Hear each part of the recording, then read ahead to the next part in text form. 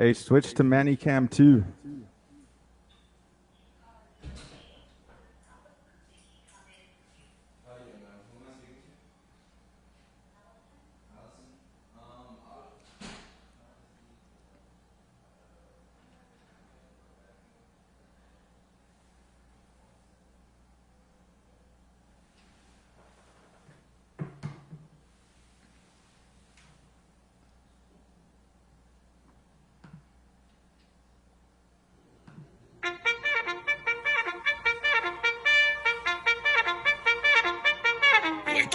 Wacky Wednesday. It's Wacky Wednesday con El Bumper. Unfiltered, the real deal. No pre-planning, no chingaderas. Straight up from the bill. Wacky Wednesday. B-Town's very own. It's Wacky Wednesday con El Bumper. Here's your host, Bumper Gomez.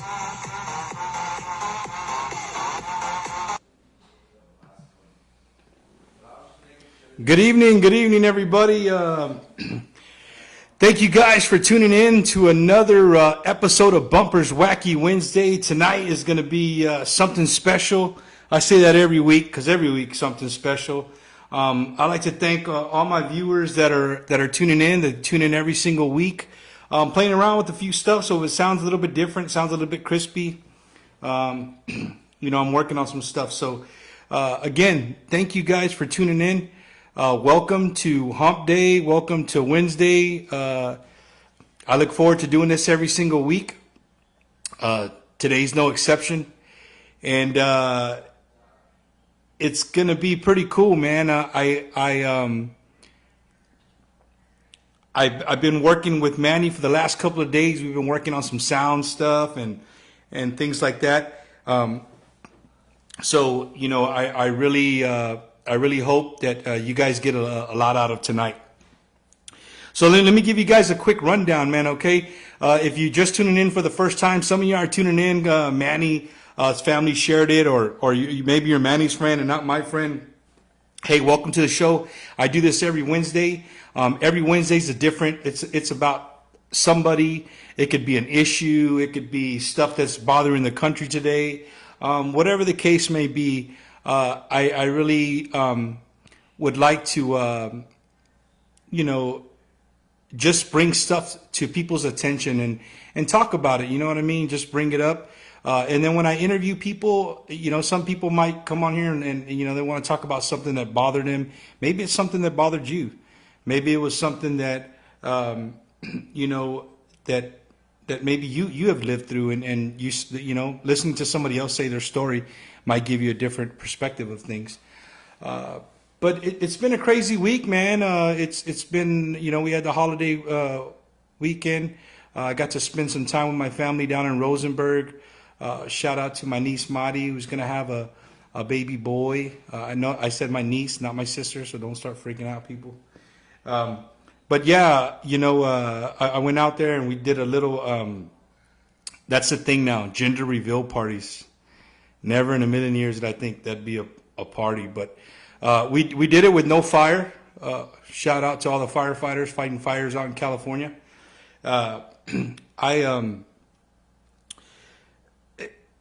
It was a good time, man. It's always a good time spending time with family, just hanging out, chilling. You don't really have to do anything. So we had that this weekend. Then I came home and then got some sad news. I want to give a special salute. If you guys can just give me a 15-second moment of silence when I say so.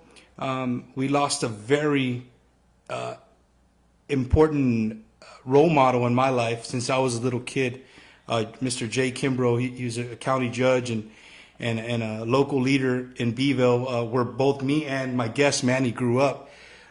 He moved on to do bigger and better things outside of Beeville, and was a Governor Perry's right-hand man for some time. And he just passed away. He was a Vietnam veteran, a Marine, and he was a legend in the Marine Corps. Like literally, the guy was a straight-up legend. I got to talk to Brian today. Sent our condolences. So again, condolences to the Kimbrough family from us here at Wacky Wednesday. and we can just do a 15-second moment of silence, I'd appreciate it.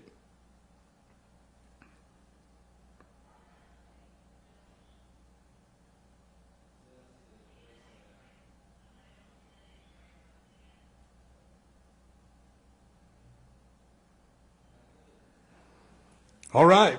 So I every week, man, somebody thinks something different. Somebody, I reach out to all kinds of people, and I say it all the time, man. If you guys wanna, come on, you know what I mean. Let me know, dude. Like, really, let me know. We're always ready to bring people on. I am. Me and my wife both are. If you have a story, or dude, even if you don't want to come on, you're just like, Bumper, you should talk about this. And I've had those already. I've had people hit me up and they're like, Bump, I really like your show. I really like what you're doing with this. It's homegrown. And that's what I like to hear, man, that it's homegrown and it's something people enjoy watching. And if you don't, man, scroll through. It's easy. Like I always say, just keep scrolling, man. It's not a big deal. But I'm just trying to, get it bigger. I'm trying to grow up the YouTube channel. I've been posting these up on the YouTube channel. If those of you that haven't gone on and got on my YouTube channel, there it is right there, man. Just go to YouTube, look up Bumper Gomez, and subscribe, like, and share. That's all you got to do. Once I get to 1,000, we're gonna blow this place up. I'm telling you, this is gonna get big. So again, look up on YouTube, look up Bumper Gomez, and subscribe to my channel. Like the videos. There's other episodes of Wacky Wednesday on there. Check them out. But yeah, tonight is gonna be it's gonna be cool, man. I haven't talked to, you know what? I had talked to Manny.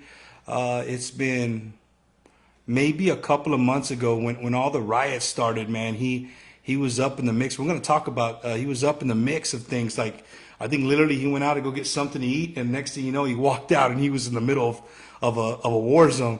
So we'll get into that. But just a little background on him, man. Manny has been in the entertainment and radio and music business. I want to say, I mean, he went from an altar boy to being a musician. That's when I think of Manny J, man, and I see his face still. Like, I see us in the back of St. James putting on the altar boy outfits and getting ready to, like, hey, who's carrying the cross? Who's ringing the bells? We're doing all those things. So it's going to be pretty cool, man. So without further ado, man, here he is, the man himself, the myth, the legend. All the way from Hollywood, California.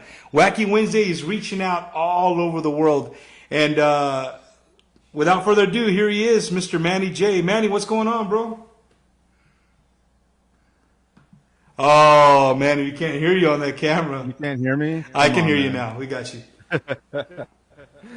Oh, no, man. I was just, thanks for the introduction, man. I appreciate that. But I'm still a Beeville West Side kid, even though I'm over here in Hollywood. It's hasn't gotten to me if that makes any sense. But yeah, man, I remember you as well, Bumper, from back in those days, as far as altar boy. We've come a long way from being altar boys, huh? I just remember like Henry sneaking in an extra, sip of wine or whatever. Shout out to my brother Henry who's watching. If you're looking for a car and you're in the South Texas area, give him a call at 361-542-0171 at Aztec Chevrolet. See, I did that. You see, Manny, you led into a plug right there, bro. I know. I'm telling you. Manny, so it's good seeing you, bro. We've been talking here and there, and I really, when you sent me your bio the other day, I was like, send me a bio, and you're like, just go to this website, bro. And I looked it up. I was like, a la madre, bro. This dude, dude, because I left him for the Marine Corps, and kind of like the world stopped spinning for me over here. You know what I mean? I really didn't keep in touch with too many people. But you were brought up, I mean, in music, were you not? Yeah, man. So, like many people, like many musicians, I had tias and tios that played, and one in particular, my tia Rosie Maldonado. She's very well known in Beeville as a mariachi singer. You know, my tia Rosie was probably the very first person in my life to ever influence me, and part of that, man, came from also being in St. James Choir, because her and the mariachi group that she used to have used to do Saturdays, and their mariachi choir. At one point in time, for somehow or another, I started helping out with them, and then my tia Rosie, and then my tío Meme would sit on the porch too every once in a while, just fiddle around. So I just kind of would watch them, and I wanted a guitar so bad. This is so funny that I actually, my grandpa used to have yonke all over the yard. You know what I mean, like just everywhere. So I went and I would find boards, and I actually like made my own little guitar out of fishing string and stuff because I wanted one so bad. And my grandfather saw that, and I guess he took pity on me or whatever because that Christmas. Thank God for Fingerhook because I would have never got a Christmas present. But them payments, baby, them payments, There you right? go, man. There I'm you telling go. you. So my grandpa got my first guitar, man. So Off of so them. how old were you when you got that guitar? I was about 6 years old, man. 6 years old, and ever since then, my music has always been in my life, and my tia Rosie taught me my first three chords, G, C, and D7, and taught me how to play the obligatory, Mexican La Bamba. You know what I mean? Because if you're Mexican, you got to learn how to play La Bamba, right? So that was the first song I ever learned on the guitar. Manny, it's funny you Yeah. say that, right? Yesterday we were doing a little sound check, and can you tell the viewers? Can you tell the Wacky Wednesday viewers what was my words to you? He was like, "You better be able to play La Bamba, man." I said, bro, you better not Brother, pick up the guitar and not know the first riff to La Bamba, uh, bro. And he picked some up his things never guitar and was change. like this, freaking knocked it out. So that was pretty cool. I Manny, growing up in a small town, man, music back then is a way different than I think kids growing up now. The music has changed, culture's changed quite a bit. Uh, what was your first, like? I mean, besides getting a guitar when you were 6, what was maybe one of your first early moments where you were like, man, dude, I think I'm gonna do this, like one way or the other. I'm gonna stay in this music. Right. So, like I was saying before, my my tia, eventually I joined that mariachi group that she was. I'm sorry, man. I just couldn't hear you for a second. So I started playing in that mariachi group with her, and at first it was just fun. There was two other players besides me, Guadi Lopez and Laura Garcia, and they played violin, and she was teaching violin classes at the time. So up until then, I never had any formal training. Didn't know how to read music. Everything I had ever learned had just been by ear. But after like the first two or three tocadas that we had as a mariachi, um, the fourth one, my uncle John was managing it at the time, and he came up to me after the show, and he handed me $50. And I was Dang. like, "What's this for?" He's like, "What is your pay for the night? This was your pay for the night." And I was like, "Really?" So that's when I realized, okay, I think this is what I want to do. That's awesome, bro. Yeah, That's awesome. But yeah, Manny, growing up, dude, there in Beeville, you went to the same schools I did, and you got to remember we got viewers outside the Beeville area. We do, a lot of our viewers are from Beeville, but a lot of them right. are from outside the Beeville area. So you got to see me sometimes. I kind of like get into the weeds. Like, Bumper, you should know this.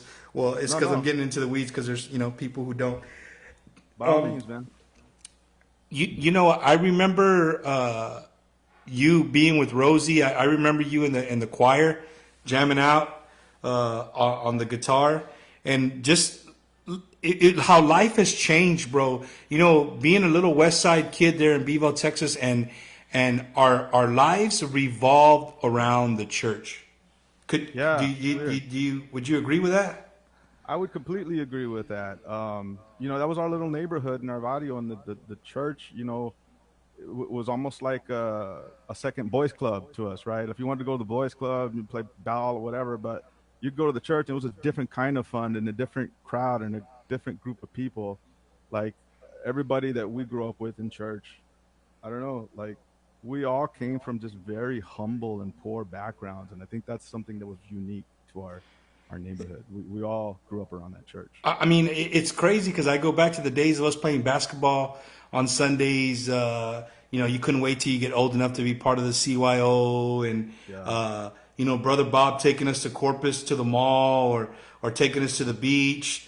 And me and you were just talking offline, bro. Brother Bob. I mean, that guy was he lived there at the parish, and he took care of us, man. He took care of the altar boys, and where was he originally from, Manny? You remember? He was originally from Maryland. I think he was born in Maryland, but before he came to us, he had been for many years at St. Joseph's in Corpus. In Corpus, right? Yeah, that's why, because he had a big connection to Corpus. Yeah. Hey, Manny. So in junior high, did you pick up an instrument besides the guitar? I mean, the marching band, or I know seventh and eighth grade, the guitar is not one of the instruments that's that's in band. So what'd you Yeah, do? it's not. So I mean, naturally loving music the way that I did, I joined band, and I played the trumpet in band. So I actually, when I played in the mariachi with my tia, I played guitar and trumpet at two different separate points. So in junior high, I played the trumpet, but I didn't really, I still wouldn't consider myself a good guitarist, right? That was junior high was more the beginnings of me learning actually music and how music is written, how it, it works. But Yeah, I didn't really pick up any other instruments besides those two. I see. I know a lot of musicians, especially Tejano musicians. A lot of them, if you gave them a sheet of music, bro, they would look at you like if you just gave them, I don't know, something from outer space. Yeah. A lot of people. It's crazy to know there's so many musicians out there. They can't read music. Yeah. Can you read music? Of course. I mean, you were in Yeah. you were in band. You're Right. Well, at this point, I'm very advanced in music theory, but in high school, it's just kind of like the basics. You know what I mean? So I do read music, but I probably read it at a probably higher level than most people at this point. at this point. Hey guys, so Yeah. we've been doing sound check and stuff, and I just been pretty much sitting back in my seat, like, and wow, I didn't know you really could do. Well, I knew you could do these things, but to see him actually sit there and he's a one man band, like. Literally, like the guy that you see in Mexico, he has like the drum in the front, and he picks his foot up, and he can play the guitar, and then Manny can do all that at one time. It's freaking amazing. Hopefully later on he'll be able to share some of that technology that great music that he has. Again, and those of y'all just tuning in right now, I have live from Hollywood, California, Manny Moreno, Manny J, as we know him from my hometown. He worked on the radio, dude. I was this weekend. Not only did I get to spend time with my family, I got to spend time with one of my childhood best friends, Fernando Hernandez. Some of you guys might El remember muñeco. El Muñeco. That's right, KTKO there in Beeville, and he was. We were kicking back, talking, man, and then I was telling him, I said, you know what, I'm gonna have Manuel. Manuel Moreno, and he's like, Manuel Moreno. Who are you talking about, bro? I said, I don't know. Manuel, Manuel Moreno, dude, he plays all the instruments. He goes, Manny J? I said, oh, yeah, that's his name, Manny J, bro. So, Yeah, that's again, like I funny. told you, he told me to tell you what's up, man. Long time childhood friend, been in the radio industry for a long time. So, Manny, in high school, you stayed in band, you stayed doing mariachi on the side, que no? Was that something like Yeah. that was your little side hustle? Yeah, so actually, man, the mariachi thing was a little bit of a side hustle, but then when I got into high school, did marching band, but then you also had jazz band in high school. And so jazz band was the only, part of high school band that you could actually play the guitar in. So I joined jazz band and, I was lost all through high school. I couldn't read the guitar music. It was hard because I had learned how to do this trumpet music, but, you know, I really couldn't read the music on the guitar. So I used to just sit in the band hall in the afternoons and play all of that. And then my senior year, I was at the church, right? Again, these things always seem to happen around the church. Um, we were having some sort of a CYO like dance or something like that, and there was this mobile DJ there in town at the time that was doing stuff, and I hopped on the mic and just started messing around with the mic and the DJ that was there, and this old guy that I remember from back home, his name's Art Gomez. Art Gomez was the salesman there at KTKO. It was Tejano Uh-huh. Knockout, and he happened to be there. And he's like, "Hey man, you got a great voice, man. You should come over and check out." You know, like the way Art is, he's always just like, "You should come check out the station and Yeah. we got all this new gear." And I was like, "Cool, yeah." So I thought nothing of it, and then the next day he actually called my mother and was like, "Hey, can he come over?" And I was like, "Yeah, okay." I was 17 years old, man. So 17 and you went to go work at the radio station, huh?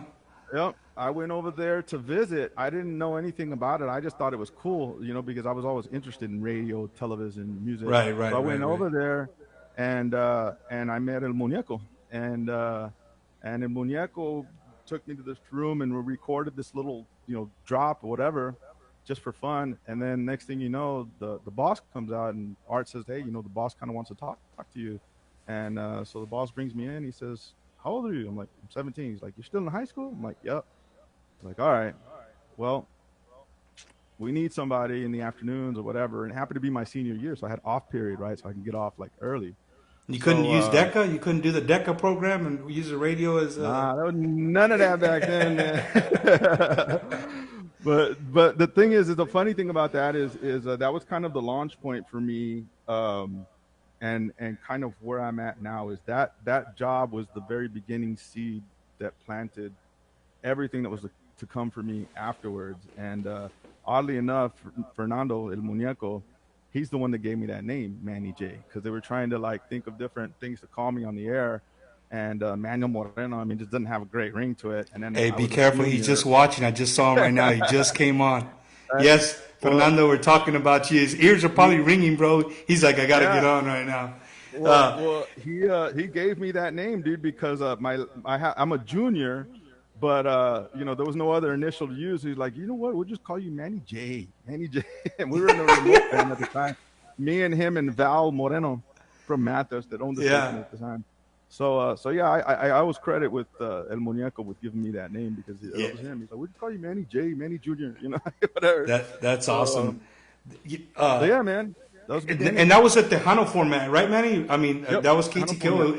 It was Tejano format, and you getting into that radio. I mean, how were you with actual Tejano music? I mean, a lot of people. Well, Here, let me tell you this story before you go on. Right, yeah, I go ahead.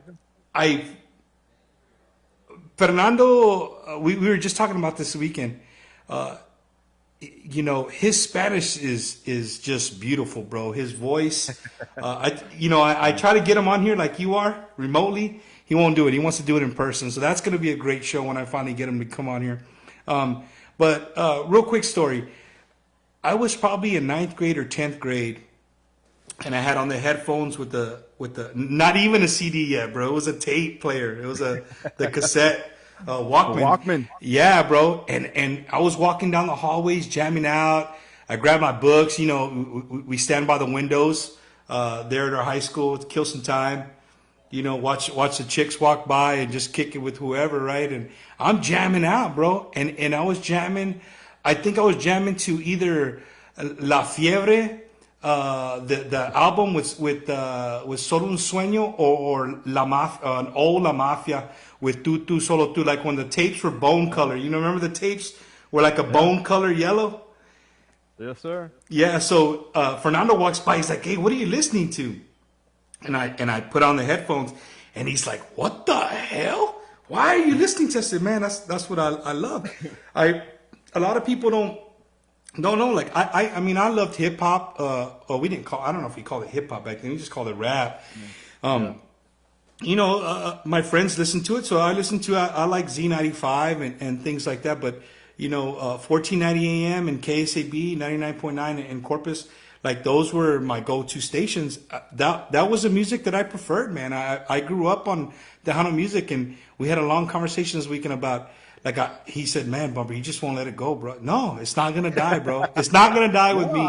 I It's not gonna tell die with me. him the So same thing, dude. He tells me that, and I tell him the same thing, dude. It's like, yeah, Manny, let it go, So, man, let it so go. when you showed up to KTKO, man, did you have any knowledge of like current artists, or you just kind of knew songs from going to barbecues at your tios and tias or your mom's, waking up on Saturday mornings and you start hearing some Tejano music? It's either two things. In South Texas, it's Domingo Live on a Sunday morning, or Yeah. on Saturday, my mom would start playing that real loud. It means time to get your butt up and start cleaning up the house. I think that was Yeah. like a known, that's known across the world. If Yeah. in whatever culture, if you start hearing music early in the morning on a Saturday morning, it probably means it's time Hmm. to get the house cleaned up. So when you got there, what I mean, what kind of knowledge did you have? You know what? That's so crazy you asked that, dude. I knew absolutely nothing about Tejano music. All I right, like knew it. I knew, the music from going to quinceañeras. I knew it from my grandpa's listening to it when they were sitting on the porch drinking beer. And like you said, my mom listening to it.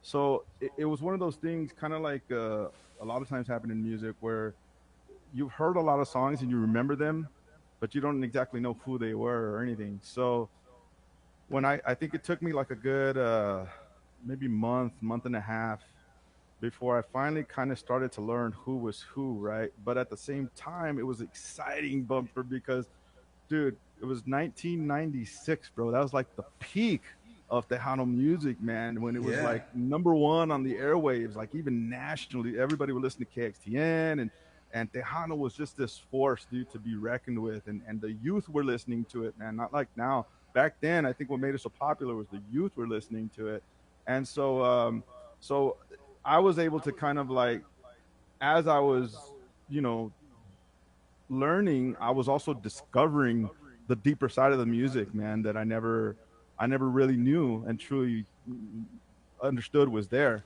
Your So I culture. started to yeah, my culture. I started to just become a lot more passionate about it, and then of course I started to meet very many Tejano celebrities, and I mean I've met them all at one time or another. I mean, you see, like every once in a while, David Lee Garza will just comment on my Facebook on dumb shit or whatever. I'm very good friends, close friends with a lot of these artists to this day, and so Tejano is something that's very deep and important to me.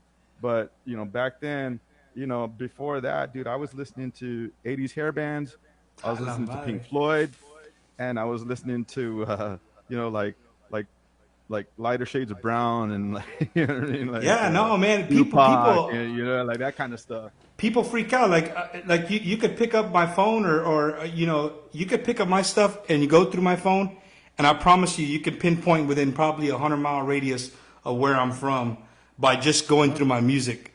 You know what I mean? yeah, It's really weird. I think people who live here and have never really ventured outside besides a vacation, if you never lived in another state, or shoot, even another country, you don't realize how music really tends to bring it, your music shows where you're from and who you are, in a sense. And a South Texas person can have George Strait, Amarillo by Morning, number one song, and then the next song is Lighter Shade of Brown, Sunday Afternoon, and then the third song is a Grupo Más. You know what I mean? Like you can kind of like, oh man, yeah, this guy, he's all over the place. no Um, doubt. but Manny, music is not just your only glitch, bro. I kept reading and reading your bio. It's just amazing. Um, uh, I saw your mom. Good seeing. I hadn't seen your mom in a long time. She friended me on Facebook. I wonder if it was just because I was gonna have her son on the show, bro. I don't know. Maybe. Hey, your Maybe, sister. dude. But no, dude. Your mom looks great. Your sister is beautiful. You, I'm sorry, man. I forgot for you to mention your family, bro. Before we go any further, let's talk about your household. Who you grew up with in your household? So I come from a single parent household. My father and my mother divorced when I was only about 2 weeks old. Um, you know, my I never knew my father almost my entire life. I had only met him maybe 4 times, and so I grew up with just my mom and my sister, and then we all were raised at my grandparents, very similar to your family. You know what I mean? All of my cousins, were more like brothers and sisters to me, kind of Yeah. like Chele and Jerry and everybody is to Mm-hmm. you, right? We had the same thing. So, our generation of cousins, I was the runt of the of the group, and then there was another generation like after us, right? That's more the younger generation of our family. But I was always the baby, so I got picked on a lot. I got bullied a lot. They used to make fun of me, and one of the running jokes to this day in my family, because I don't know why my grandpa would say it, but my grandpa would always just say, "Y'all just don't like him because he don't have a dad." My grandpa used to say that. Dang, that's cold, bro. I know, man. My grandpa, Wow. my grandpa was crazy, and he would just say that all the time, man. So they would use that as a joke, like, "Oh, now he's just crying because you don't have a dad." So it was That hard, at first, I have a sense of humor about it now, but back then, like I don't think they realized, like how it made me feel or anything. Now, you to see my cousins, I mean, they're extremely proud of me, and they're very supportive or anything, but I grew up like that, just kind of my I was a little bit spoiled because I was the baby, and my grandpa, like took favor to me and gave me everything I needed. But for the most part, it was tough, you know, trying to navigate the waters of learning how to be a man without my father, and just a composite of very many different men, including brother Bob. So right at about 25, maybe a little less younger than 25. Um, Radio career, right? I was doing good here in Beeville. I had gone to Houston, and I started working there for a little while, like KRBE and a couple other little places. And then it just got to me that I hated the fact that I was getting older, and I didn't have a relationship with my father. And this was a man, that did 3 tours in Vietnam, military career, 26 years, transportation, and brave man, and but I had questions for him, as I'm sure anybody would. I had questions for him, and I felt like I would learn a lot about myself if I were to reach out and meet him, and try to figure it out. And so I packed up, man, from Houston, and I went home to Beeville, and I told my mom, I said, "Mom, I'm moving to Maine." And my mom took it just don't say pretty hard. Bangor. Well, it's funny. I worked at a radio station up there, but yeah, like went from Beeville, went to Houston, and then from there, it was just at that point in my life, nothing was more important to me than getting to know my father, who he was, and what he was about. And I'm very, very happy I made that decision to this day, because now I have a great relationship with my father, and I got to continue my career in radio while I was up there. But while I was up there, again, the music always being in my life, I spent 2 years there. I was there in 2000 and 2001, and I In studied in audio Maine, right? engineering. We're talking about Maine Yep, here, right? in Maine. Yep, way up in Maine. So I not to was cut living you there for off, about two because I want years. you to keep going with Maine, but it's bothering me right now. How Mm-hmm. does Manny J. Moreno show up in Maine and say, "Hey, bro, I want to work on a radio station"? Because you have an accent, whether you thought you spoke Spanish or not. When Oh, you I leave know what South you mean. Yeah. Texas, you know right away that you're not from the Northeast, bro. Right away. So, what kind of radio Yeah. station was it?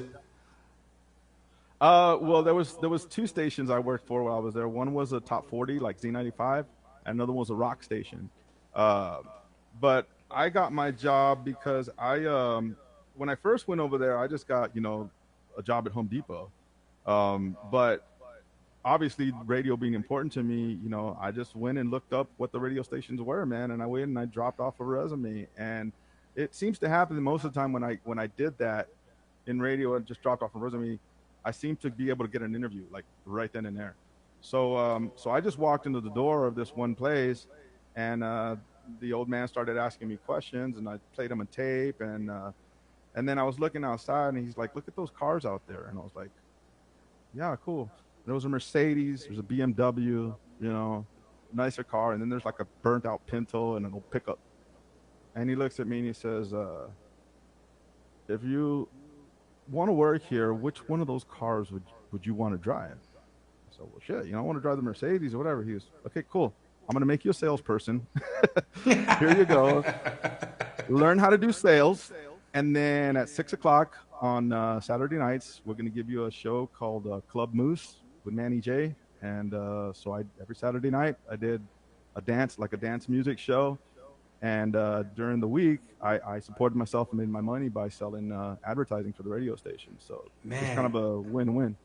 a kid from the So west side of Beeville, Texas, all the way up in the Northeast, Maine of all places, bro. I've never been shy, dude. Dude. That's a different world, dude. That's snow.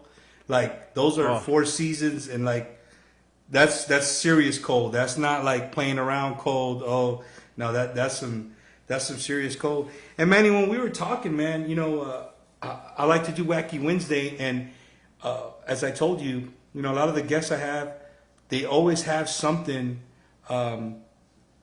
that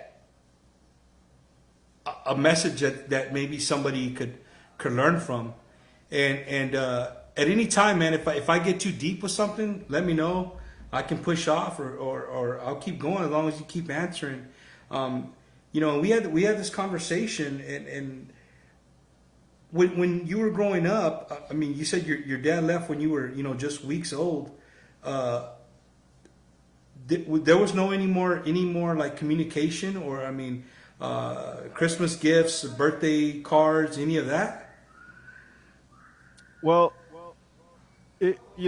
the situation between him and my mother and my stepmother uh, was pretty ugly. And my dad actually remarried, very soon after uh, he split with my mother.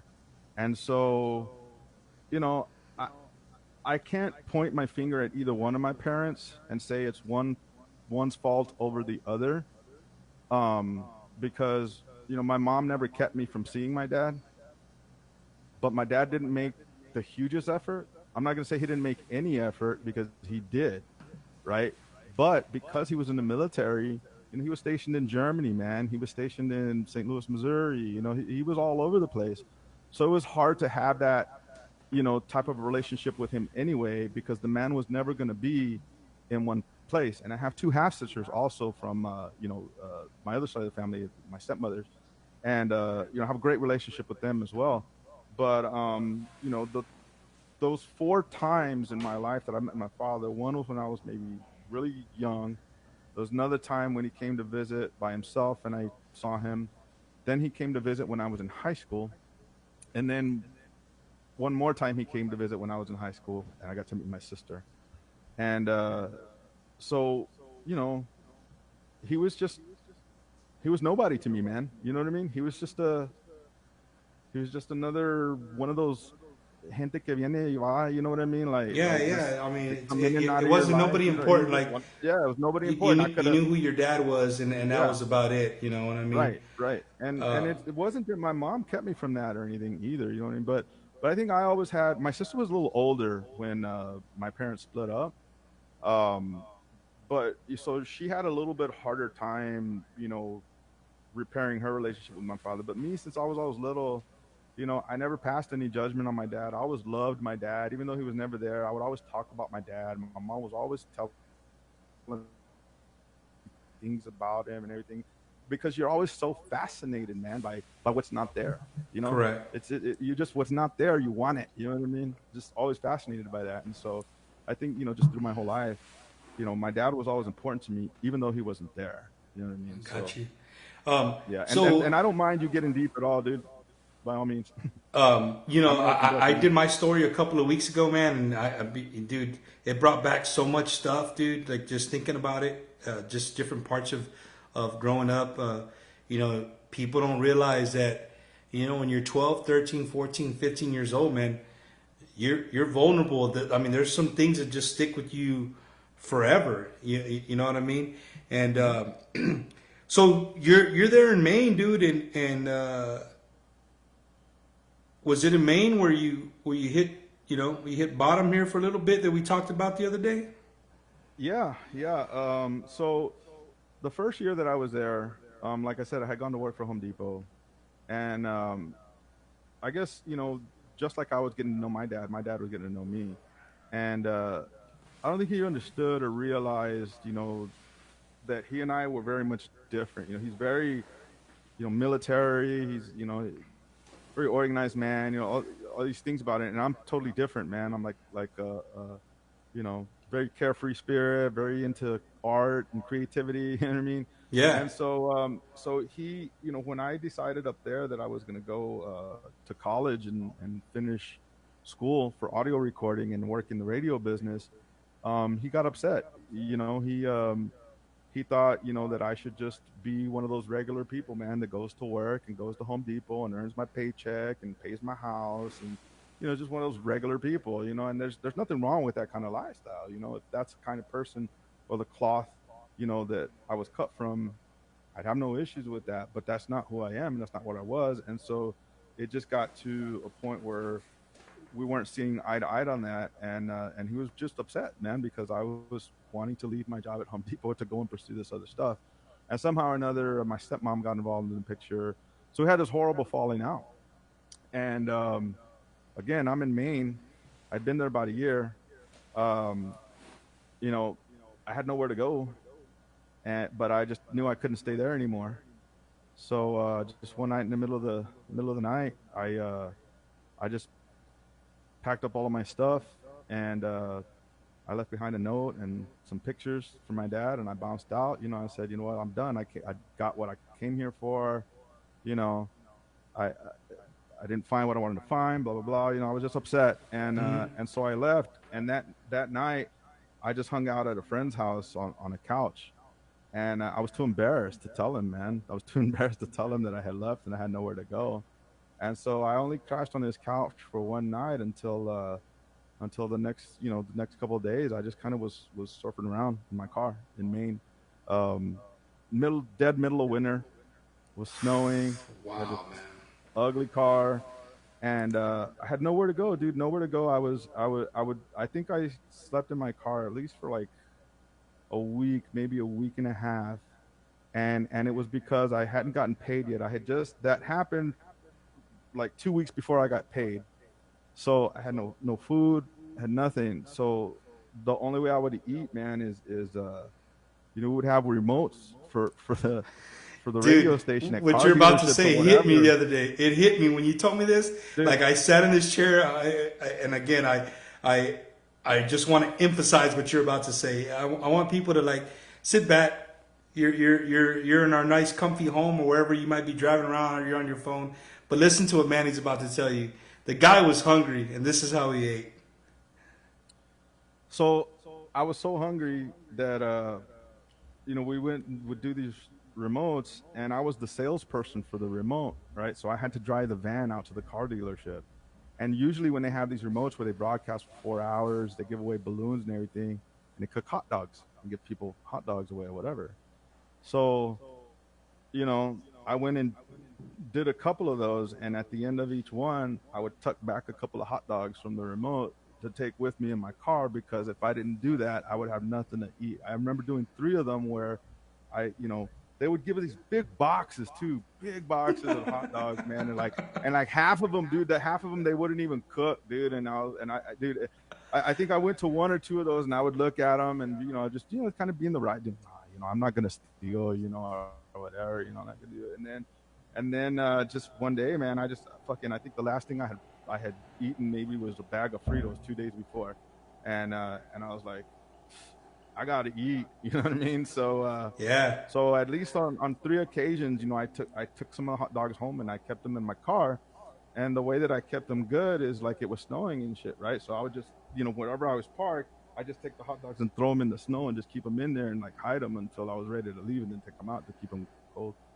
But that, after about, I think, 2.5 weeks of that, I got a call from my sister that she had gotten into it with my dad. So my sister and her husband went and moved out somewhere, and then I went and stayed with them. And then from then on, I was working, I made more money, and I was able to get back on my Right. feet Right. and not have to, worry about that. Man, So Manny, that's yeah, man. That's wild, dude. From eating hot dogs from a remote uh, to sitting inside your own little house in Hollywood, California. And if those of y'all that have never left where you're from, to live in Southern California is no easy task. There's a reason that there's a lot of homeless people in Southern California. It's expensive to live. I mean, I lived there for almost 15 Well, years of my life, and I love it. The weather's great. The people are great. It's laid back. You know what I mean? But just to live there, man, you got to be making some serious dough. Hey, Manny, before we go on to another chapter, dude, I want to. There's people hitting me up, and if I don't say their name, they're gonna get mad, bro. But all right, go a ahead. shout out to one of my good friends, Lenny Landine, Mr. Cool Breeze himself. Cool breeze. Cool Breeze is in the house. He's watching. Sure. A friend from school, Jessica Moncado. Thank y'all for tuning in. My mom, of course, always watching. Shout out to Claire Isabel Hutchinson, watching all the way from Australia. Hey, So Claire. yeah, she's watching on a Thursday, I believe. Um, so again, for everybody watching, hey, if you guys got comments, you got questions for Manny, man, go ahead and come on here. Uh, uh, Type on here. I don't have the producer. The producer is not helping me tonight. I'm solo again. She's here, but I think she's watching from another room. Uh, but I really think that if you have questions, man, you know what I mean. Manny's been there and done that. We're barely tapping the surface of where we're going to go with this guy. But I just wanted to give a quick break. And I also, you know what, at this point, because I'm going to do it multiple times, just because I love who's. So if you own a business, if you, whatever, if you got a quinceañera coming up, I don't care, man, whatever you got, you want me to promote it and put it on here, hey, dude, reach out to me. I'll be glad to help you out. Tonight, the show is being brought to you by none other than our very own, our very own AC Jones High School alumni page. So for everybody watching that's from Beeville, went to AC Jones High School. If this is your first time watching, hey, the alumni is freaking sponsoring my show tonight. They came, they gave me a call. And it's like, hey man, both of you, Manny, you're 96, can no? 96. Yeah, 96. I'm 94.5. More towards 94, but yeah, 94.5. We're both graduates of AC Jones High School, and they were so happily to come out. So if those of you that are watching and you're from Bevo, you went to AC Jones High School, check them out, man. They're on all platforms. They're on Facebook. They're on Twitter. They're on Instagram, and I want to say Snapchat as well. I could be wrong, but I know on those three they're definitely on there. I just saw some videos that they posted the other day. A good friend, Paul, was it Paul Byers? I think his family. They were posting some old videos of the mid '90s. So it was pretty cool to see that. But yeah, man. So again, tonight's show is brought to you by the AC Jones High School alumni page. Check them out. Right. All you got to do is put in the search box wherever you're at, AC Jones High School alumni, and you put that in there, you'll find it. Go look for your class. They have all the yearbooks are uploaded. If you lost your yearbook, go on there and check it out, man.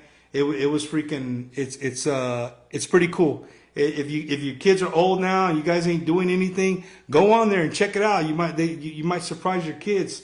Oh, I used to play basketball. Yeah, right, Dad. And you show them a picture like, oh, you did. Okay, cool. There's the proof.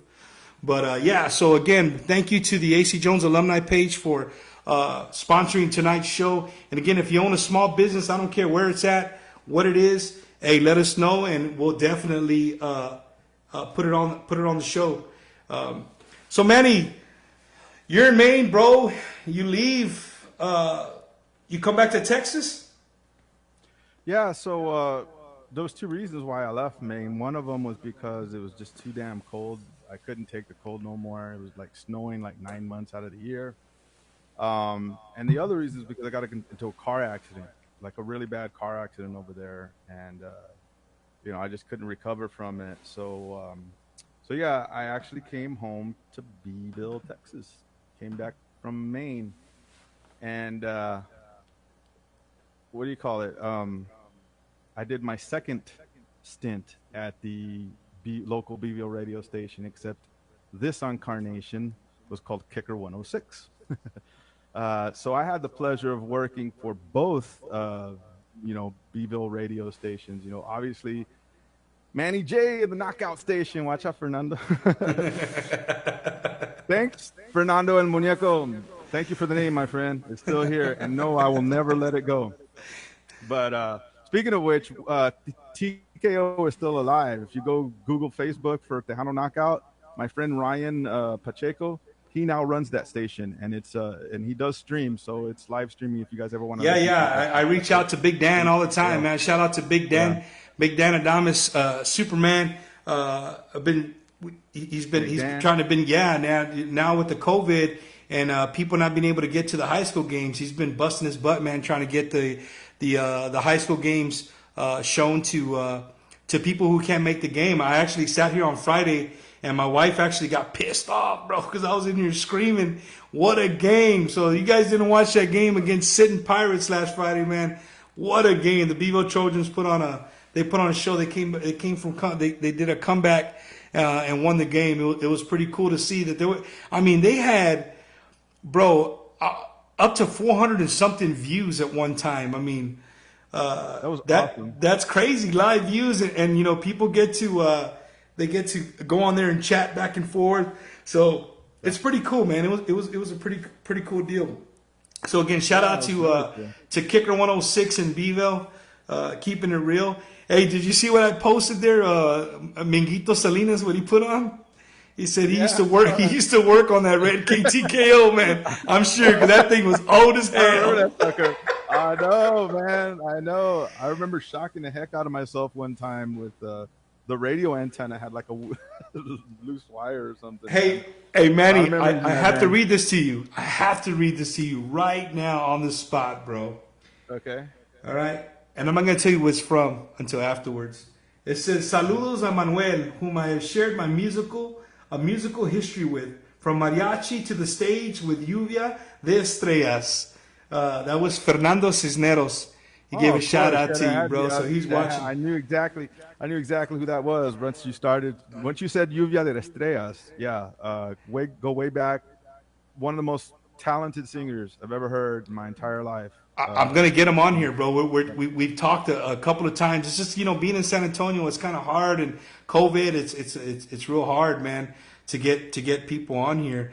Manny, right now where we're at, dude. I mean, before we get to man, there's a mosca in here. You see him? He's flying around, bro. I think he's got a license plate on him. But we've been on the radio. We've been talking about your young music career, you being a DJ and whatnot, and different formats. You're like a chameleon, bro. You just can roll with the punches. Roll, wherever you go, you fit in. But dude, now you're in Hollywood, bro, and it's a different world, dude. And when I saw you, I want to say before the Warner Brothers piece, you had put something about Disney, and it was kind of like your dream job or something.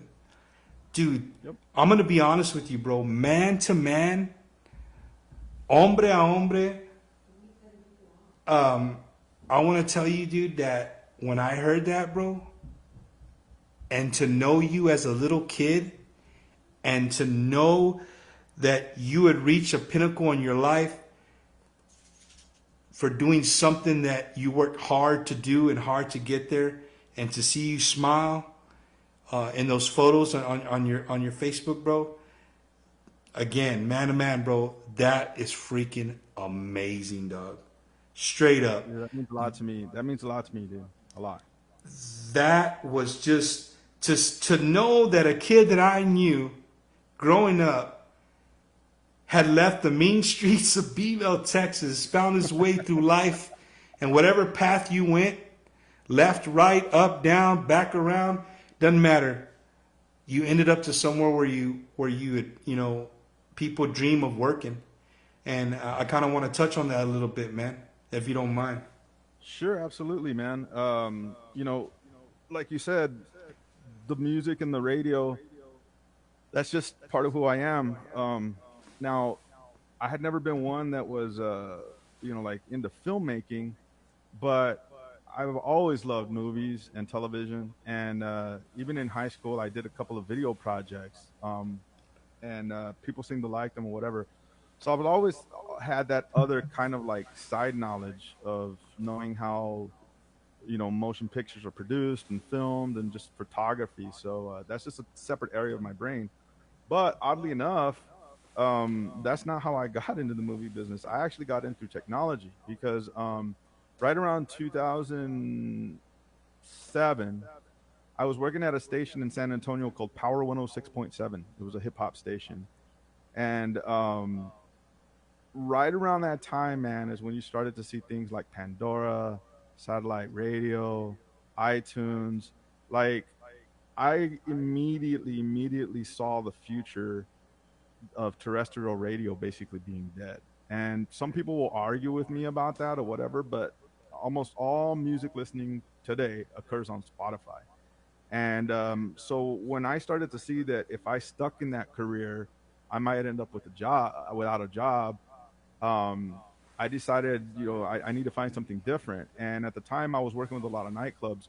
So back then, I know because you had one, Gaudon, everybody was pimping out MySpace pages, right? But so like the nightclubs wanted me to pimp out their MySpace pages, so I had to learn how to do like HTML and web coding and stuff like that. So and then now I discovered this entirely other skill set I never knew I had, which was very deep technology, software engineering, and stuff like that. So that career kind of led me into the entertainment business. I started working for Armando Montelongo there in San Antonio, who was a former star of Flip This House. If you've ever seen that show, Flip This House, I worked for Armando for about 3 or 4 years, and that's where I really kind of started to make connections in the film business. And at the time, he was filming a movie called Mission Park that was directed by a guy named Brian Ramirez. He's also going to be directing my music video coming next year. So my video will be directed by, a full fledged Hollywood director, right? So that, I'm kind of proud of that.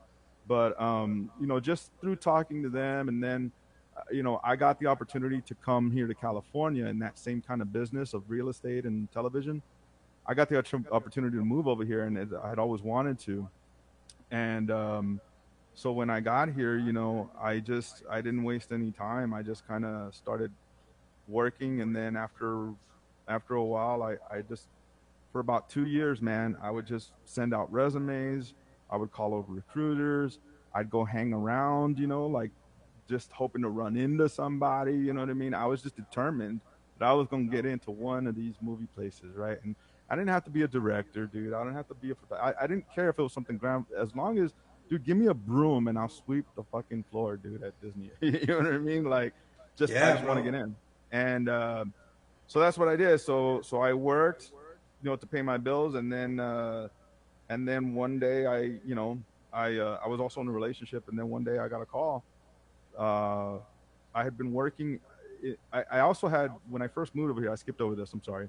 When I first moved here to Hollywood, I opened up a recording studio, and I had a recording studio right on the Sunset Strip, man, where everybody knows the Sunset Strip. Like Guns N' Roses got their start there, the Doors Yeah. got their start there, everybody. So I opened up a recording studio right there, literally about 2 blocks away from the Whiskey A Go Go. And I started doing a lot of recording work for some of these film guys would come in and do what they call audio dialogue replacement, ADR, right? So like, how when you see a movie on TV, instead of saying the cuss word, they'll bleep it out. So, or they'll say like a different version. I would do that in my studio, and I ended up meeting Jamie Foxx's agent. Jamie Foxx came in there to do some cuts for a movie, and I met his agent. I got to be really good friends with his agent, and I just got a call from him one day saying, "Hey, man, I hear that there's some openings over there at Disney in post production. If you know how to edit or anything like that, here's this guy's number. Call him up." So I called, and they interviewed me over the phone. And about a week later, they brought me onto the lot, the first time ever, and it was amazing. Just walking around all this history where Mary Poppins was made. Where Mickey Mouse was hand drawn, and where Walt. Every morning that I would go in there, I walked by Walt Disney's office. That they left it just the way it was when he died, and so I got hired about a week or two after that first interview. And what I did there was what they do quality control for all the Disney movies, and they put something like 3,500 hours man hours of just going through every single frame of the movie and looking for pixel hits, the colors wrong, a graphics bad or whatever. So they were managing all of those little things on these crazy spreadsheets, sheets, and emails.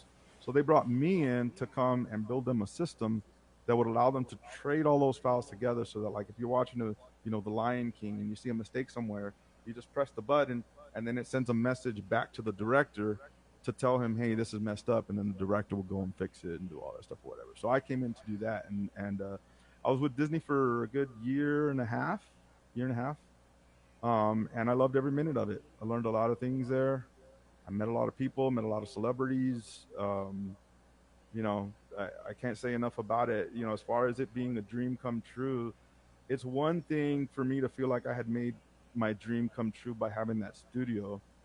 It was another thing not just to work for a movie studio, but then on top of that, to work for Disney, which is basically the biggest and you know highest grossing and richest studio. They own ABC, they own Hulu, they own all this other stuff, and so for me, that was just a very crowning moment in my life, an achievement in my life, walking onto that lot for the first day of work, just looking around and realizing, wow, I'm fucking here. You know what I mean?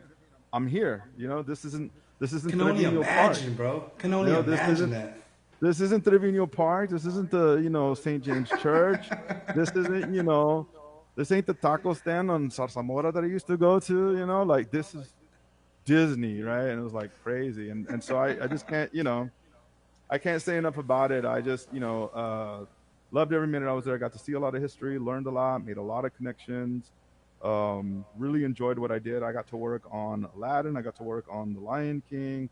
I got to work on Frozen 2. Um, I got to work on Tron. So those are just a couple of movies that I got to work on. That's so Um, awesome, Manny. Do you get to so have your names like at the end when the credits come no, down? no, that's all like the people that are actually out there and doing all that stuff. Like I don't get a credit on the movie, but when I say I worked on it, that means like I was part of the group that put all that. Got Like, you, I get got you, involved at the end. You know what I mean? Like, got after you. the movie was made is when I would come in. You know what I Yeah. mean? Like, in production, and a lot of those people in post don't really get credits anywhere, man. You're just one out of many. You know what I mean? So, Yeah. so Hey, we have a it, comment, Manny. yep. I want to read it to you because I think it has a question in it. I just kind of been veering down. So people don't think I'm falling asleep. I'm reading down the comments here. It says, creating opportunities is what separates great from good. The hustle, the struggle, all the adversity. That is what the catalyst for such great stories. How do we remind people, not just the younger generation, everyone, that it's in the valleys where the magic really happens? How do we get entitlement out of the picture? That's a big question, Mm, Manny. that's a big question, and it's a very difficult one that I wouldn't feel qualified to answer because you know I think the younger generation today, I complain a lot about them, and a lot of us complain a lot about them. But what are we complaining about? We did it. They're our kids. You know what I mean? We're the ones that made them that way. Yeah. And so like my kids, um, I don't feel like they're super entitled, but their generation is, so it comes out in them. You know what I mean? I taught them to be respectful, and I taught them to be, thankful for what they have, and I taught them to work and towards their dreams. And I'm proud of my kids because they're both doing well. But sometimes just because of things that we have, that are so easy at our disposal now, like communication, cell phones, and text and stuff like that.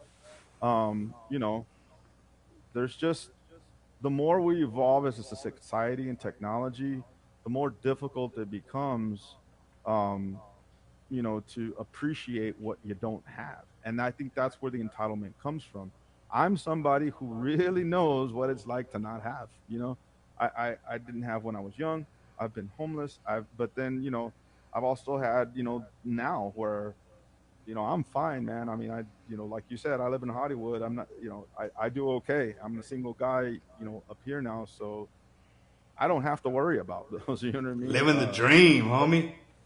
But like this entitlement or whatever, um, I think you just have to really make an effort, really, really make an effort as a parent, you know, to get to know your kid, because I think a lot of times we just don't know who our kids are because they're in this little bubble, and only their friends and their text messages and their all this stuff they see is that's in their bubble, and it's our job as parents to earn a place in that bubble too.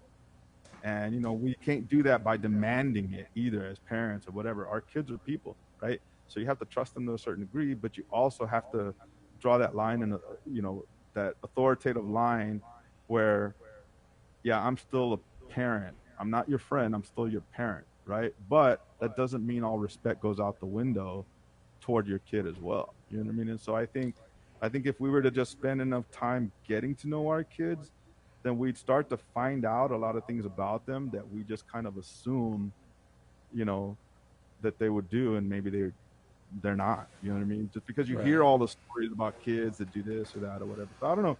The entitlement's hard, but I mean, I think just from my personal experience, getting to where I am at right now is a product of sheer refusal to be defeated. I don't care. Even if in the most horrible fight I were to ever get in, you better kick the living shit out of me because I'm not going to stop fighting. You know what I mean? Until I'm done. And so just, if there's anything that I can try to impart on kids today, and a lot of the kids that I talk to, that because I have kids that ask me too, how did you get to doing this music stuff like that, and what I tell them is, you know, it doesn't come to you. It's not something that just happens. You have to make up your mind to go and do it, right? You just have to make that decision, and I think a lot of us don't realize we're capable of making those decisions, and you never know unless you make one. Yeah, man, and that's what I admire about you, Manny. Is as we're going up further along in your life and your story, um, you literally have not taken no for an answer, regardless of what. I mean, if it's eating hot dogs out of the snow, living in your car, living on your sister's couch, to finally making it out to Hollywood and getting your dream job. I mean, that says a lot about your upbringing, and it says a lot about who you are as a person.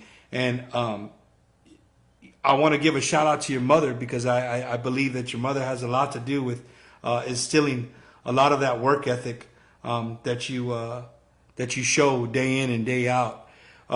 So, Manny, you were there with Disney, man, and then where did that lead you to? I mean, you were making contacts and stuff. So, where'd you end up from there?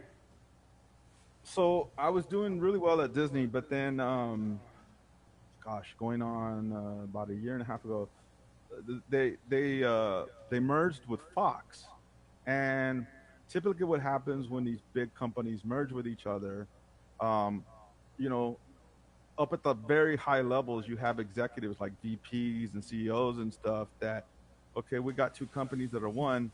We don't need two chief marketing officers. We don't need two you know. So there started to be this very volatile environment there at Disney where like it just got to be very confusing because you didn't know who to answer to.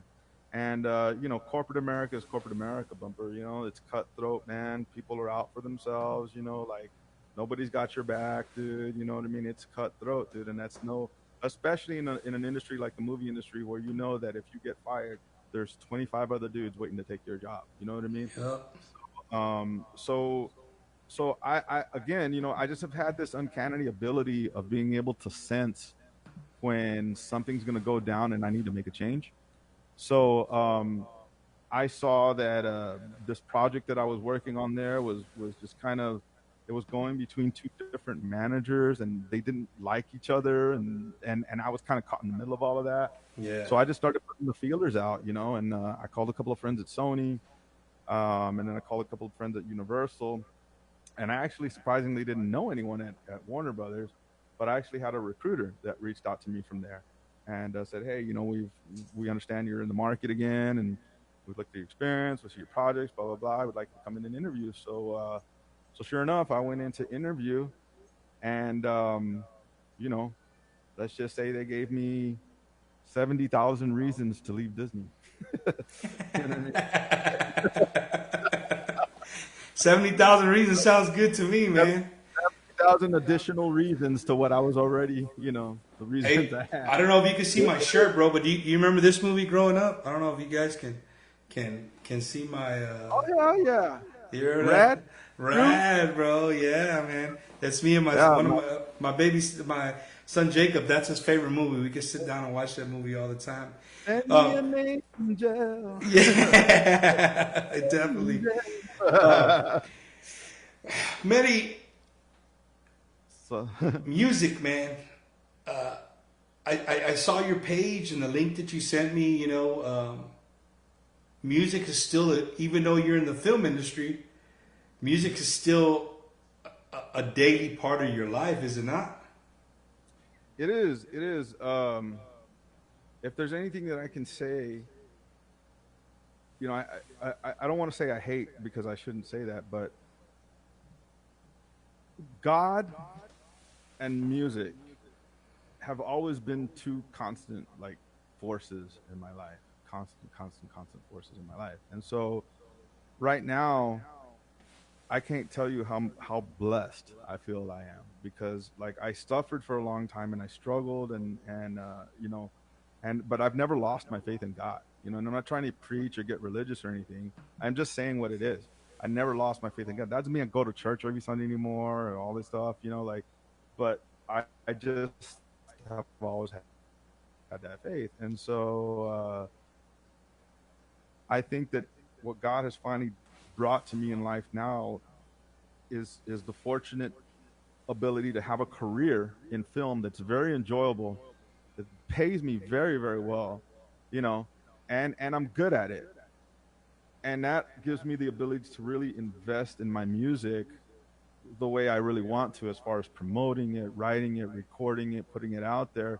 There's probably 100,000 other guys here in LA like me that all want the same thing.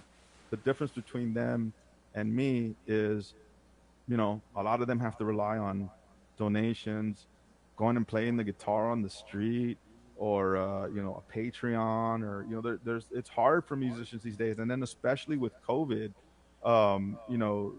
that took away all their ability to perform live, and so I'm just very lucky because I get to come out here and be a musician, but I don't have to be a starving artist, man. I don't got to be a starving artist like all these other poor guys, that wait tables or do something like that. I'm compensating well enough that I can supplement my music career and have that balance between the two. So all the money I make in film, aside from paying my bills, I just take that money and I go and invest it in my music. And at some point now, my music is also drawing income, right? I don't put these songs out for nothing. You know what I mean? I started putting them out now because, I want to get paid for them, and there's lots of different ways to do that. But but with this end of it, I'm very lucky that I can go and do all the things that I want to do with my music without being limited to, man, I don't have this gear, I don't have this. If I don't have a piece of gear, I went to the store today, dude, and I bought, a piece of gear for this, You broadcast, you were you were downloading paying yeah, for dude. programs as we were doing I'm sound telling you, check, that's what bro. I'm saying. If I need something, bro, like a piece of gear or whatever, I go get it. And I'm just, I'm just very thankful of that, and I, I'm very thankful that I'm in that situation, and I can only credit that to having faith in God that He was always going to come through for me in one way or another, whether it be food, whether it be music or whatever. So I'm really getting to enjoy, two areas of my life that are very fascinating and important and enjoyable to me. I ain't slinging paint cans at a Home Depot no more. You know what I mean? So, Hey, real quick, man. I put up there. Your sister said, "Super proud of you, little brother." So I posted thanks, her Marty. thing on there. Benny Ray Puente, the the uh, Grandmaster B. the Grandmaster B. He says, "Manny, my boy," and then Trevi, Jerry Trevino, Trev. He says, "Manny, good to see and hear from you." Class of '96. And then my brother, man, my brother says, "I always admired the fact that both of you have never ever forgotten where you come from." And that's the truth, man. That's from my brother Yeah. Henry. Well, What up, I guys? mean, Man, it's Bevo crazy to made hear us, from bro. Bevo made us, Trev. man. Hear So, from Trevi in a long time, man. shoot, Henry, don't always say got that it. too loud, bro. They'll have a Chevy Silverado in your parking I know, parked in right? your car in your garage Oh, tomorrow. I know, Uh, right? Road trip. Manny, so right now, dude, we're at about an hour and 15, hour and 16. Wow. How can we how can we get a little jam, dude? A little give the viewers maybe a little taste of what's coming. If you guys, or you know what, I won't even steal the thing. Manny, tell us a little about what we have coming up next month. Something big. Actually, next week. Oh, next week. Um, I'm sorry, next week. yeah, I am releasing the second single off of my album. A lot of people that have been following me, I started working on an album in 20 2012, and I finally finished that album last year, right around December. It was recorded here in Hollywood. I live right off of Melrose, so there's a studio here, so this was all recorded, mixed, mastered, engineered, and performed by myself.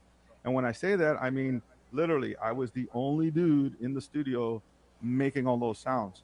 Nobody else was playing anything else, mixing or anything. So that's something that I really like to put out there as a musician, because as I started with just trumpet and guitar, now I've gotten so well versed at music that there's really not an instrument that I can't pick up and actually kind of automatically play. So this single that I have coming out, the album's called "Where Do We Go From Here," and the single is called "Haven't Been There." You might have seen it on your Facebook page, or scrolling through your media. The song gets released next Friday for Spotify. So what I'm trying to get people to do is, there's a video playing. You can go check it on my page. There's a link there that if you go and click that link, it'll take you a page where you can pre-save it on your Spotify list. And the reason I ask you to do that is because the more of you that do that, when it actually does get released, then Spotify kind of sees that you guys already like it, and then they'll also put it on other playlists and kind of share it and everything as well. So this song I wrote about my daughter. Um, when I moved over here to Hollywood, my kids were 17 and 18, and I was with their mother on and off for about 10 years, and when I left, I kind of had this attitude of, well, my kids are teenagers now. They're always hanging out with their friends. They don't have time for little pops no more. And, I just didn't really think they were going to care too much or miss me at all or whatever. And then I moved over here, and they were mad at me. They were mad at me for a little while. They felt hurt and betrayed. They felt that I didn't discuss with them, me leaving, that I didn't ask them how they felt about it, or they were very, very upset with Yeah. me because they felt like I made this decision and didn't even take that into consideration. And so, it occurred to me, that as time went on, that I left at a time when my kids actually really did need me. They were in those later teen years where they were going through things like first boyfriends and proms and graduations, and I missed all of that. And and it hurts me. It hurts me to this day.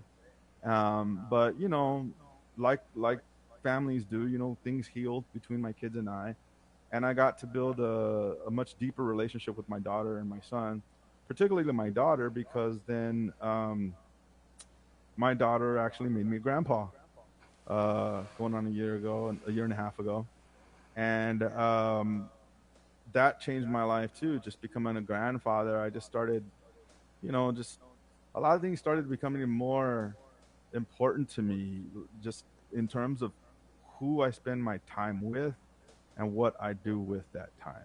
When we're young, we don't care, man. We got all the time in the world. Yeah. We'll do whatever. But now as I've gotten older, making me a grandpa has made me very selective, man, with who I'm friends with, who I spend my time with, who because I just, I got important things in my life that don't need to be neglected any more than they already have. So this song was kind of like a way for me to remind my daughter, how I feel about her, and also to thank her for now as she's become an adult and a mother.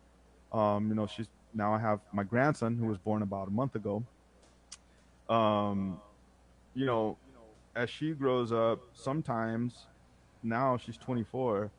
Sometimes I find myself talking to my daughter about my problems and my daughter helping me, you know what I mean? And being like, well, Manny, did you think about it this way or do you think about it that way, or whatever? And so, like it's a very special relationship when you can, you know, talk to your kid and interact with your kid and actually see them as an equal human being and not just your kid anymore. And so that's what this song is really about. It's about being sorry about not having been there when she needed me, but then also enjoying and appreciating that she's there for me when I need her. So yeah. That's touching, Um bro. That's deep right there.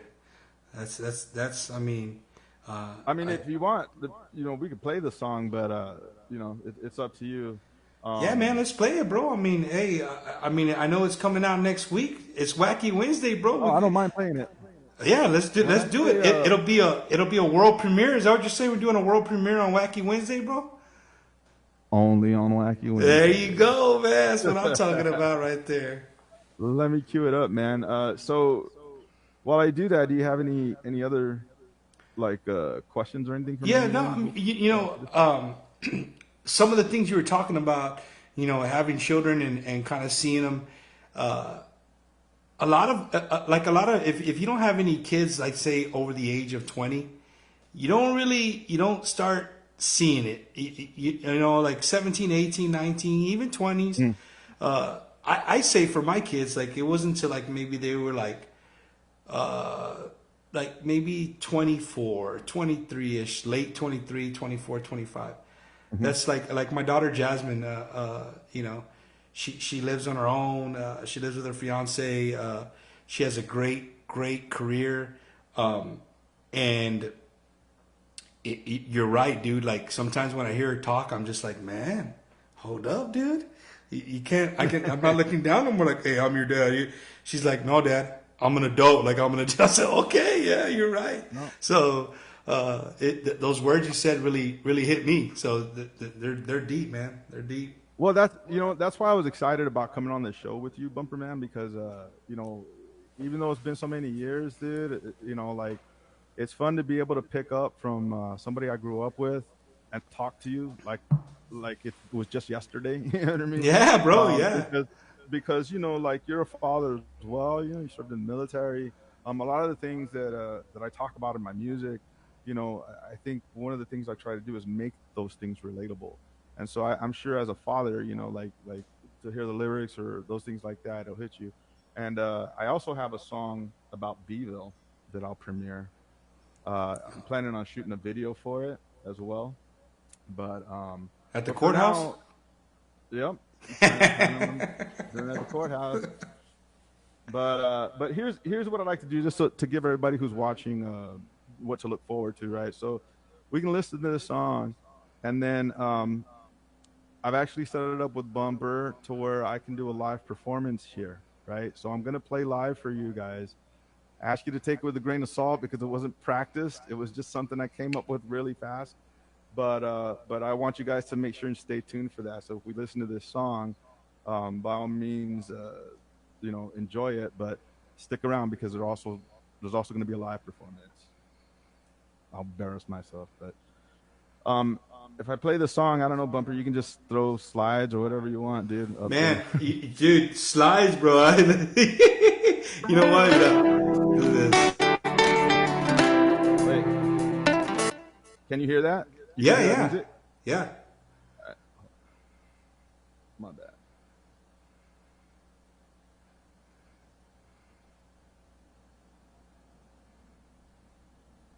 Hold on. Sorry, my friend. So for all the Wacky Wednesday viewers, we're having a very first tonight.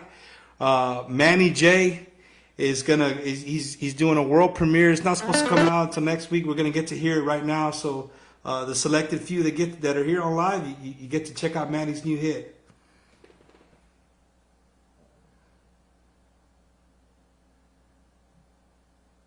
So you're still there? I'm still Yeah. here. All right. Sorry, I just had to load the clip real quick. My bad.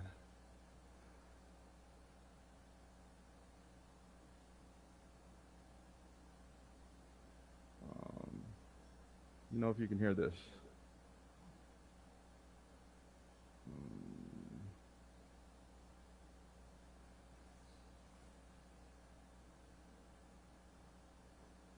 Nothing yet? Nothing yet. No. I could hear it when you first started. Oh, so it did play. Yeah. Gotcha. Like the very first time you said, "Hey, can you hear this?" We could hear it, and then you stopped it. All right. Let's see.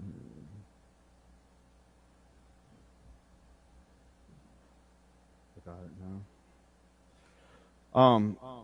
So just to kind of tell you a little bit more about the album too, it's all acoustic. There's no electric on it. The new album is going to have acoustic. I mean electric, but this one's just acoustic.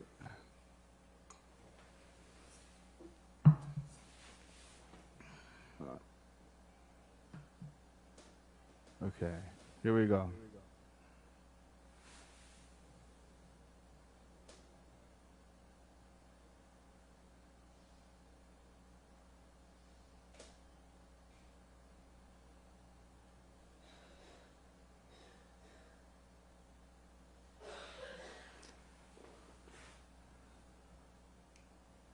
You got anything coming out? Nothing. Oh, here we go.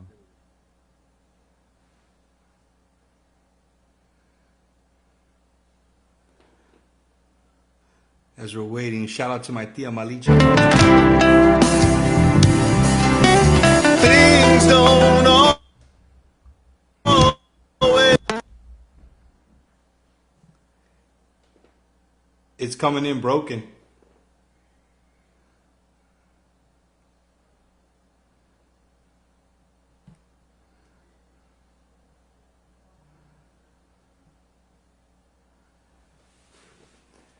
Hey, so for my viewers that are watching, as Manny's he's getting his song ready to play. If you're kind of tuning in late, we got Manny J, man, live from Hollywood, California. We've kind of touched on his life and how he got to where he's at right now.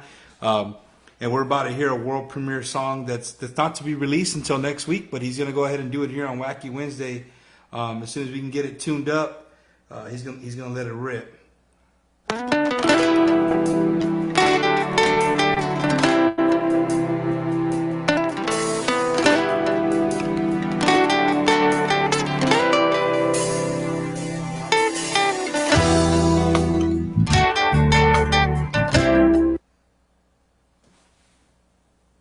All right.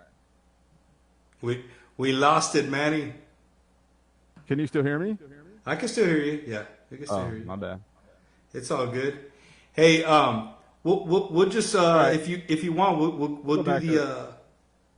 what you've been practicing the whole band setup. We can switch the cameras. Yeah, we and can try that. We can try that. But as you get your stuff together. Give me a thumbs up when you're ready for me to switch that camera, and I'll keep talking. So when people are like, "Hey, are they on or they're not Yeah, on?" yeah, no doubt. So again, man, those of you tuning in, we got Manny J live from Hollywood, California. Uh, we haven't got to a part that I want to talk to. I really want to ask him some questions about. Man, he went live a few weeks ago during all that rioting that was going on, and it was funny because not funny in that sense, but it was crazy to hear his story that he was hungry and went and got something to eat. Tried to walk back to his car, and next thing you know, there's World War II going on in his car, by his car. So he couldn't get to his car. Um, if yeah, hey, Manny, does your sister have your link? I can't put it in the comments because it doesn't let me do it from here. Yeah, she should have it. So, Manny, if you're watching, if you can get his link to his to all his music and stuff, if somebody can find it and put it in the comments, that would be great. Pin it on there, whatever you want to do, so everybody can check him out. So Manny's he's fixing to show us how he is a one man band. I'm actually going to come off, Manny. I'm going to go to the one camera where it's just you by yourself, and Okay, could you hear that? Could you hear that drum? I could hear the drum.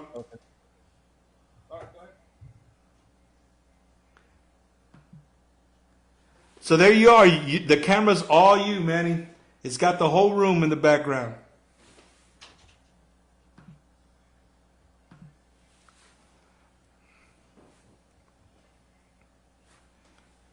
Hey, did you steal that from Mr. Miyagi or what?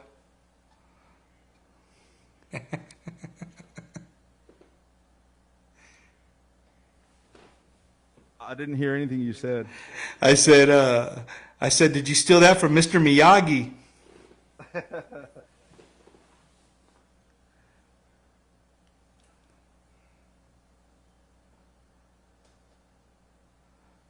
Hey, your sister put it up. There it is. There it is. So your link is in the comments. So all the viewers, man, check it out. There's a lot of stuff that takes into getting a whole bunch of instruments fed through one output. So bear with them. Again, as he said, you can go on that link and go ahead and link it to pre-save on your Spotify. So if you use Spotify day in and day out, man, do us a favor. Go out there and support, man. Support Manny J. Pre-save that for when it comes out. You guys that have it on your Spotify account, and show them some love, man. That's what we need to do. We need to help each other out. Dale, Manny.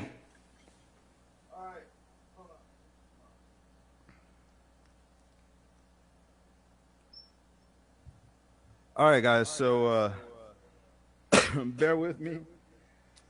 This is probably not going to come out very good, but it was just something I whipped up together because I don't know if anybody else out there is binging Cobra Kai. Yeah, But yeah. I was watching it way back, when it was still on YouTube Red, so you guys are behind. But yeah, I've been binging that here lately because I just absolutely love that, which I'm sure Bumper does as well. And so as I was watching that, it just kind of inspired me to come up with this. I hope it sounds okay.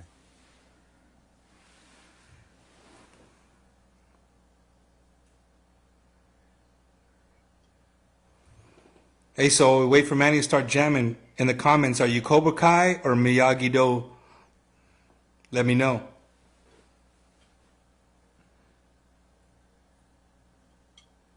All right, I'm ready. Here goes.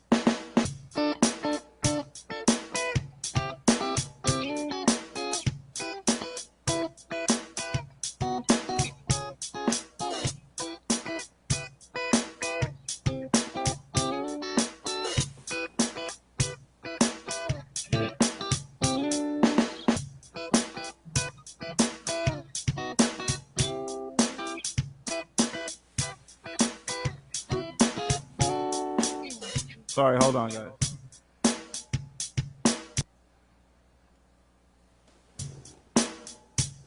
The one man band.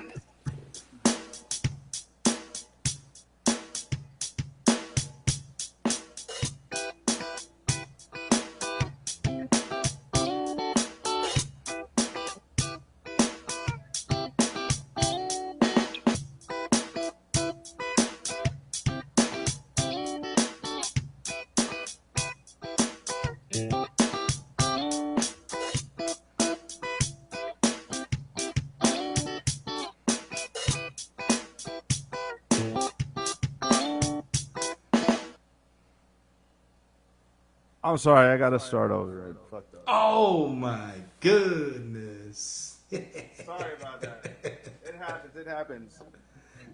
It's all good. One more time. One more time. Sorry about that. So to all the viewers, bear with them. Again, this is Wacky Wednesday. We do everything live, so there's nothing recorded, nothing's bleeped out. The way I hear it, the way you see it, it's live. Here it goes.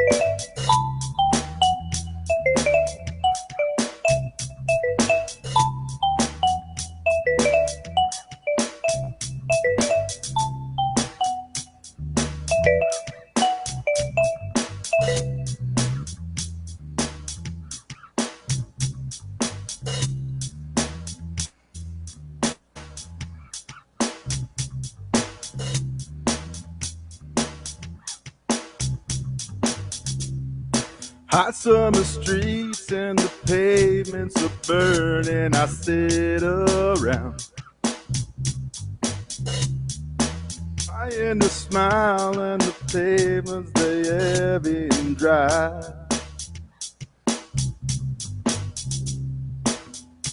Strange voices are calling, things I can't understand. Oh, could have leaving me here on my own. It's a cruel, cruel summer.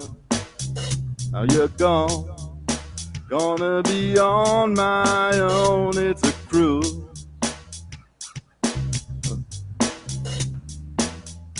cruel summer.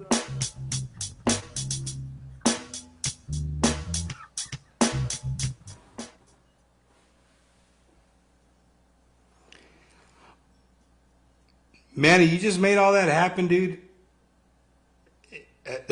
That's crazy. Yeah, yeah. Oh, can't hear you. Oh, let me switch cameras on you. Maybe the other camera. We can't hear you.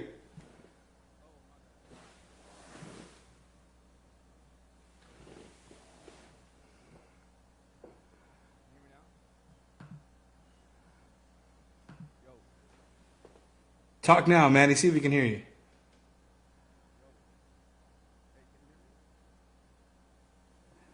Now, we lost you, bro. We lost your feed. I don't know if you want to go back to the one that you started on, but we can't hear you on that microphone right now.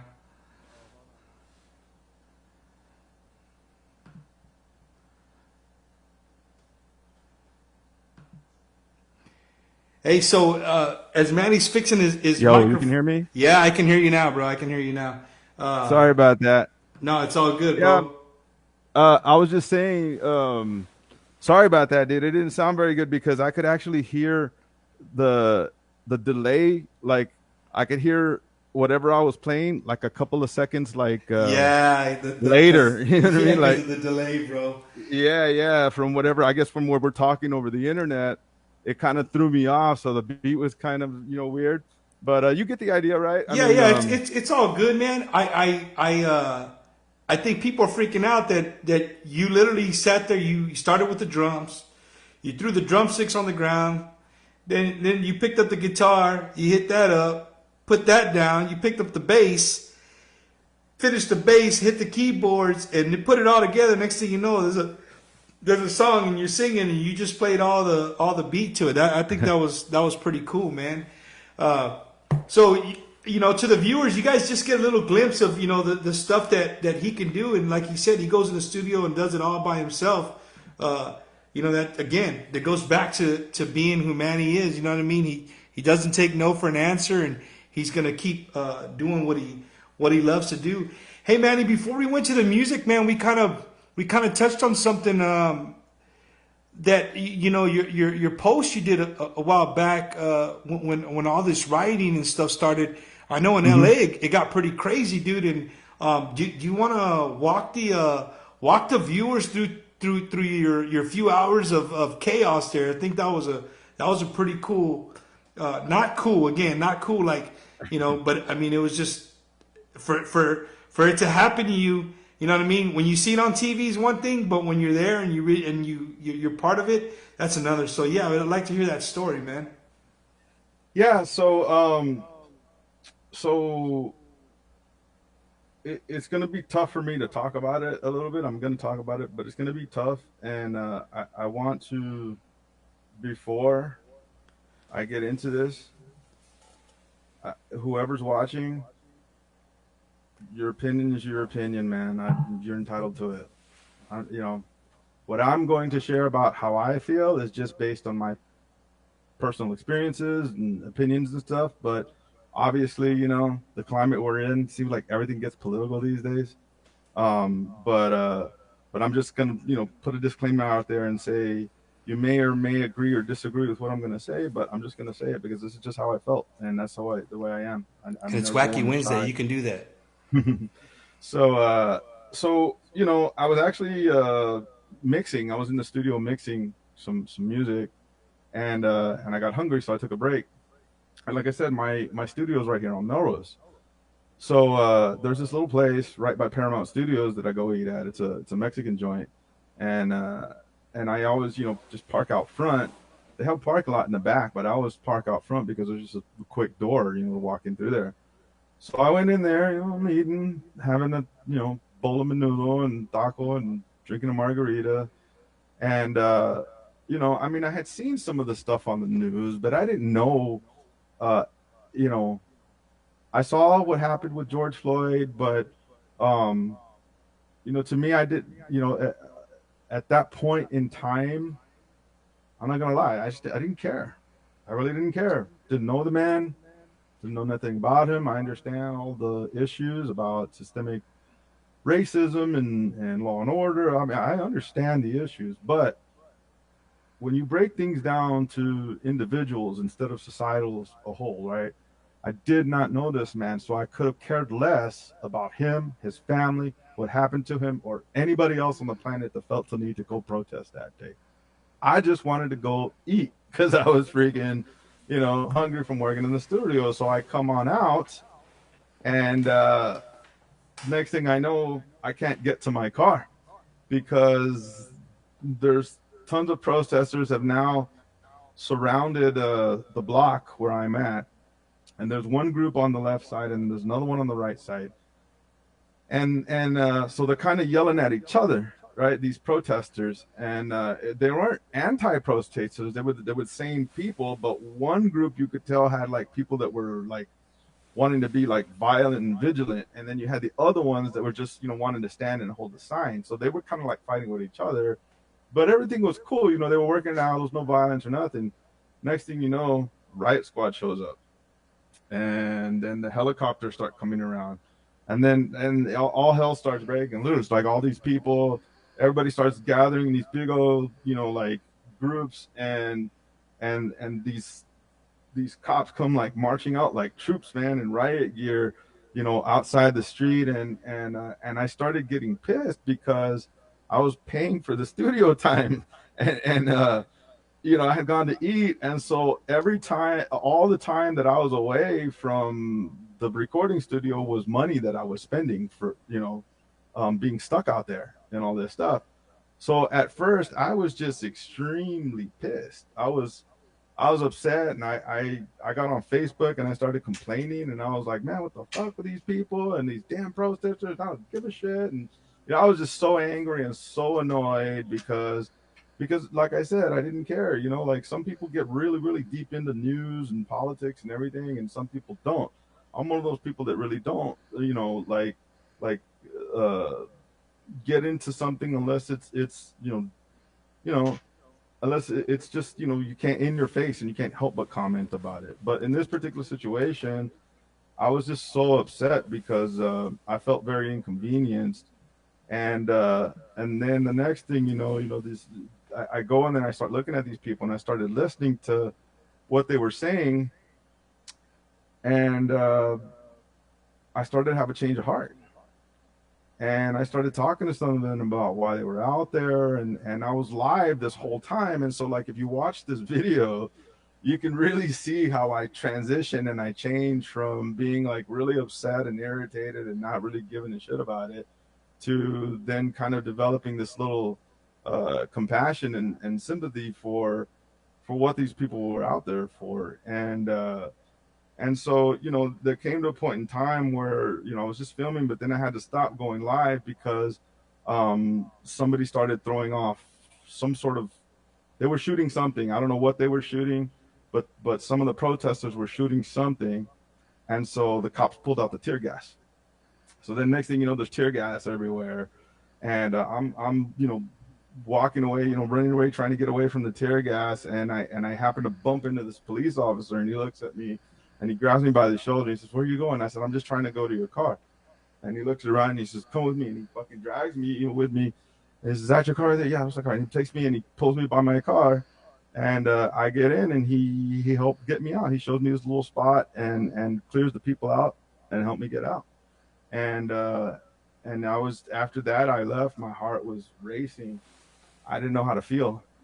I honestly did not know how to feel because I went from this extremely high level of emotions to a very different level of emotions, and they were very very opposite feelings.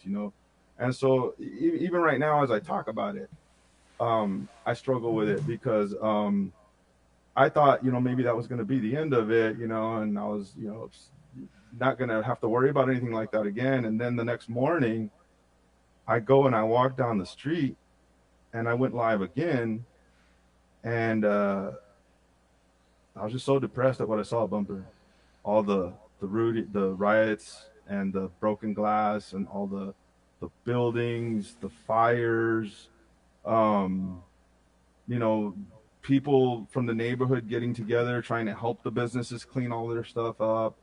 And you're thinking, this was just going to be one night, and sure enough, the next night, it's the same stuff. You hear all the helicopters and everything. So it got to a point for at least 3 nights in a row. I had a little pistol, and I just posted up on the porch with my pistol and was just like, don't come near me. You know what I mean? Like I don't care what's going on. I don't care what's, But when it started getting bad with the riots and the looting, it changed from protesting to rioting and looting. Um, I wasn't scared for my life because I knew how to protect myself. But I think it was the first time I've ever been exposed to something so close of historical significance like that. You know what I mean? Like we Yeah. all have when we remember where we were on 9/11, or older folks remember where they were shot at Kennedy's and stuff like that, right? And and this is maybe not as big a moment as those, but for me, it was a moment enough for me to kick back and realize, wow, there's something really, really wrong in our country right now. There's just Like the something shit's for really, real. really wrong. Yeah. It just, I saw it and it was ugly and it made me feel bad and it made me, you know, it made me sit here and just, again, go back to being thankful for what I've learned, the things that I have, just being able to depend on myself and no one else and be self sufficient. Um, just being exposed to that. I love living in LA, Bumper. I love Hollywood because I'm so fascinated by all the history, dude. I can take you where Biggie got shot. I can take you where Chris Brown beat up Rihanna over on Beverly Hills. I can take you to all these places, and I love this, dude. And I love being a tourist in my own city, because I never know how long I'm going to be here. So every chance I get, man, I go see where a movie's filmed or something like that. And so I've always had that love and that joy of history. And for the first time ever in the 6 years I've been living here, my heart was broken seeing all of that mess the following day, man. And so that's really about the most I can say about it, dude. It's just that it was completely, completely heartbreaking. And I just hope that we do better, You, as a you know, society. I just hope we do better. you said something that was very, you know, where you said that you didn't care, and then all of a sudden, uh, stuff's really happening. It's right there in front of your eyes, and you see it for your own eyes. It's different. It's different, and I don't know what side that you stand on, but it's my show, and I'm gonna feed off of what you said, whether you agree with it or not. But I think a lot of people are like that in this country. People base stuff off of because it's never happened to them. You don't know what Hmm. it's like because it's never happened to you. It's easy to just like, I ain't worried about that. That ain't got nothing to do with me, whatever. But until it's in your face and happening to you, Right, then it matters. Then it matters. right. And I, that's my whole take on most things. A few episodes back, 6 7 weeks ago, I did a panel of an African American, white guy, a Mexicano, and we just kind of like dudes that I know personally, and we just kind of Hmm. threw it out there, Yeah. Republican, Democrat. We just kind of like talked, and I'm gonna do something like that here pretty soon. I think a lot of people get something out of it because you get to hear other views other than Fox, CNN, stuff like that. But dude, Yeah. when I saw that video of you, bro, I'm like, dude, that is like we could turn on the news and you see it and you're like, oh, that's in Wisconsin. Sucks to be Yeah. there. Oh, that's in LA. Well, I'm glad I don't live there. This is happening in Hmm. Portland. Sucks to be there. But dude, when you know somebody and I like it's your Facebook Live, it's not like you were sharing somebody else's video. Like you were Right? talking, I could see the emotions in your I could see the emotion in your face. I could hear it in your voice.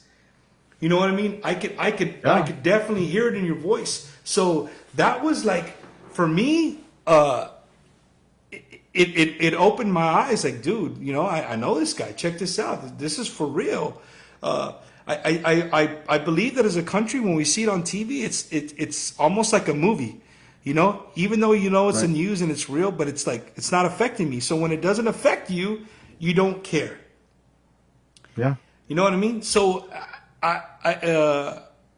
you know, and I'm not going to go on a political rant, but to me, that's, you know, like Black Lives Matter, the old NBA basketball players, you know, putting that stuff on their shirts or whatever, because it means something to them. They've lived it. Right. They know what it's Right. like. You know what I mean? And it's Yeah. frustrating because they say something and it's like, this is what you get. This is what you get from the opposing side. Hey, Black Lives Matter. Okay, but what about Chicago? They killed so many people yesterday. Bro, we're not talking about Chicago. We're I talking know. about hundreds of years of being freaking, you know, repressed. That's where Impressed. I get. And I don't want to open up a whole another what do you call it on that. But I believe that, you know, that's just, you know, you open that little snippet for me when you said, hey, you know, right then and there in your own words, in your own video, you didn't care to where you were like, oh shit. You were hearing both sides of the people yelling back and forth, and you were like, okay, this is for real. Yeah. You know? So Yeah. Well, did definitely, they tear man. your neighborhood up pretty good, Manny? Or Yeah, man. I mean, you know, it wasn't in the neighborhoods, man. They were good about staying out of the neighborhoods. They were more the businesses. And you know, I will say this because there's a lot of misconceptions and stuff that's out on the news, right? All right. This is these my own two eyes saw this stuff, right? The majority of the people there were not looters and rioters, man. I can tell you 95 to 97% of the people that were out there that I saw were protesters. The rioters, okay, who I saw rioting were younger, under 20s. There was I don't think I saw anyone out there rioting that didn't fit you know, at least some sort of a young demographic, like early 20s, younger, you know, yeah. teens. And then the other, you know, thing that I saw about the writers that were out there, they weren't from here, man. They came from, like, you know, from like further down in Inglewood, you know, or from Third Ward, you know, like they, you know, Everybody from on their phone, Compton, like, right? Check me yeah, out. yeah, Check out what I'm doing. I'm yeah, about to throw a exactly, rock at this cop, put it yeah, on TikTok, on my Instagram. yeah, yeah, That exactly. exactly, bro. The same thing happened here in So San Antonio, and I'm sure that's happening all over the United States. yeah. Well, the reason I point that out though, Bumper, is because, you know, like you said, dude, you know, people watch different sources of information. You know, I'm not going with news, man. Like, you can trust me or not trust me. I know what I saw. And what I saw, you know what I mean, was, you know, like I said, it was a peaceful movement, and it was something important and something very symbolic. And you know, to see people on the right try to taint that, you know, with you know, this rioters and stuff, it's just gaslighting. It's just deflection. It's just, you know, it's harder. It's getting harder and harder and harder for those on the right and for Trump supporters to come up with something, to come up with an answer or an excuse. You just can't, you know, you can't defend this shit no more. You know, you just can't I'm anymore. I'm You not know, a. You know what? I was like, you know, everything. I hated everything, and you know, people who follow me on social media, that they know where I stand. But lately, you know what I mean. I'm just to the point to where, like, dude, just hurry up. Like, bring the election yeah, on. Let's see who people vote for, and let's move on as a country, bro. Because I love this country. I love every single bit, everything we stand for. I love everything that we get to that I stood for and I still stand for. Like it hasn't changed. Um, I really think that people need to just stop already. Like, dude, okay, if you're right, you're cool. If you're left, cool. Let's start trying to get some people to the middle, man, and get our country to where it needs to be and be the respected country. And not that it's not. Not that it's not, but I mean, just right now with social media and the news, just doesn't make it easier.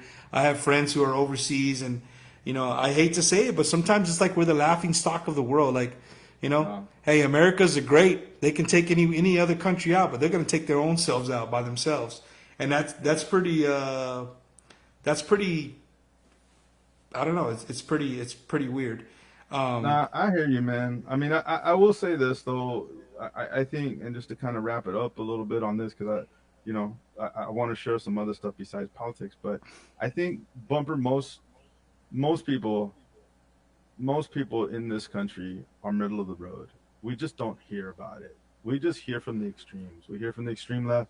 We hear from the extreme right. yeah, That's fed to us because that's what sells newspapers and that's what gets ratings up. exactly. So I think most people here in our country, are somewhat middle of the road. And so I can only hope that maybe this time around, that middle of the road will sway in the right direction this time than in the wrong one because No, no, agreed, man.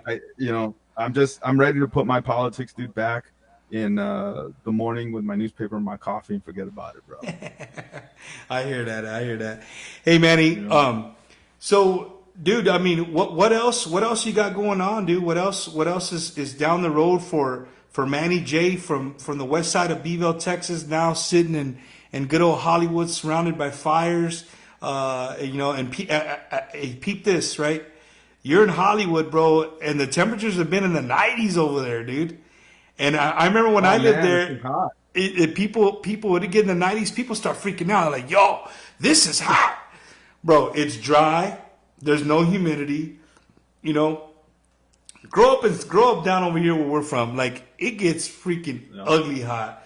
So yeah, man, so you're in Hollywood. I mean, what else you got coming down? What else is coming our way from Manny J?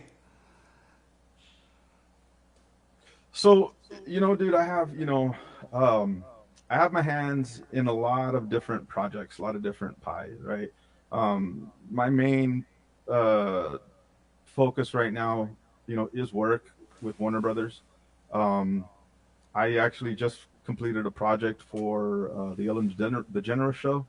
Um, she just released a community on the web that I built from scratch myself. So that's coming out in about 2 weeks. If you go and visit Ellen Tube Community or something like that, The Ellen that's my too. work that I built for. Yeah, that So I you work built for for her? her. You actually got to work like in this Yeah, in I got the show area, or you just kind of worked for the Ellen two part? well, both. So I did get to work in the show area, but not like part of the show. I had to be there to gather the clips on the media that were going to go into the cloud, right? So I had to meet with her like maybe once or once or twice a month.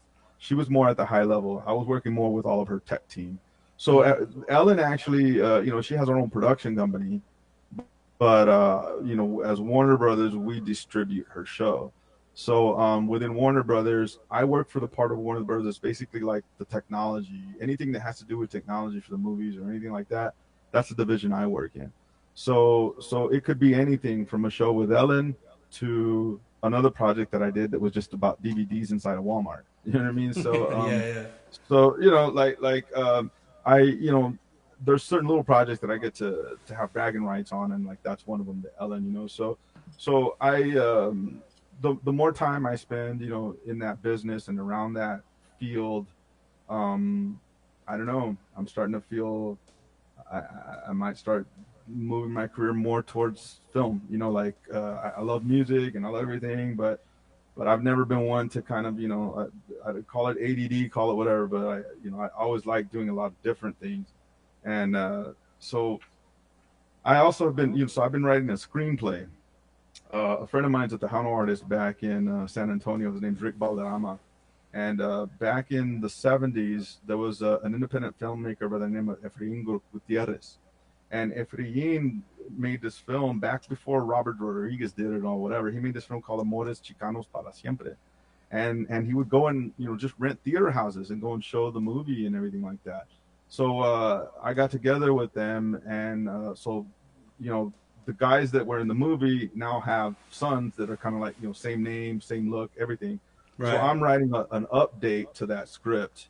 It's called Amores Chicanos para Siempre, but it's more up to date. It takes place here instead of in the 70s. It takes place, hey, in San Antonio, here in the new millennium, and it's to feature him and another director. So that's just a screenplay I've been working on, and of course I've got the album which will be dropping in November, the full album. I've also been writing new ones. I'm writing music at least every day, every other day. I'm always writing new music, and then I also have just little side projects like my kids have a greeting card website called Sparks Flu Studios.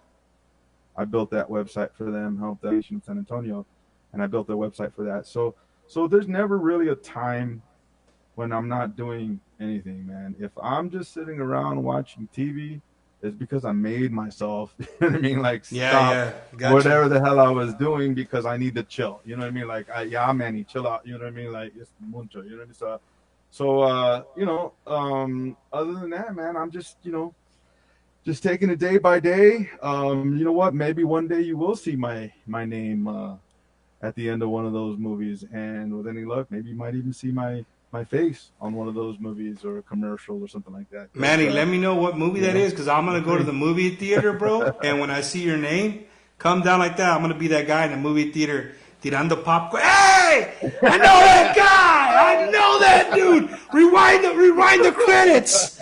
I want to see the credits again. I right, know that dude, bro. right, be like at home on DVD.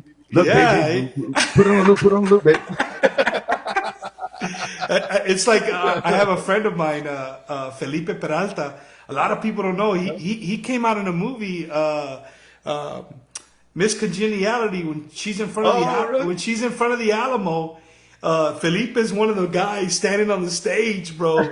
And I'm gonna get him on here. He's gonna come on here real soon. He has a great story, man. He's a doctor now. He's got an amazing story, just like you, man.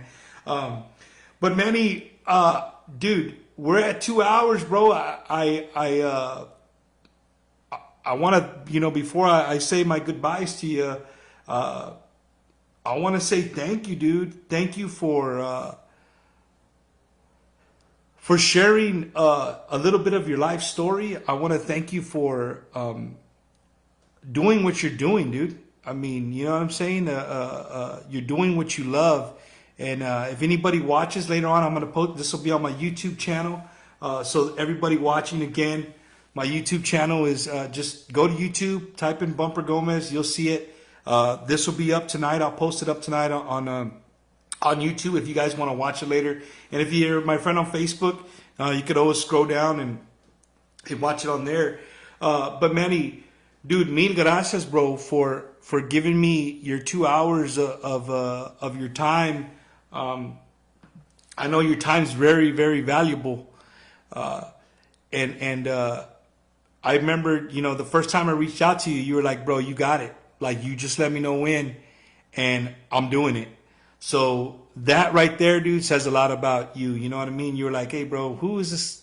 I haven't talked to Bumper in over 20 something years. And here he is. He wants me to come on his show and spill my beans and talk about what I do. And look, you're here. You're on the show, bro.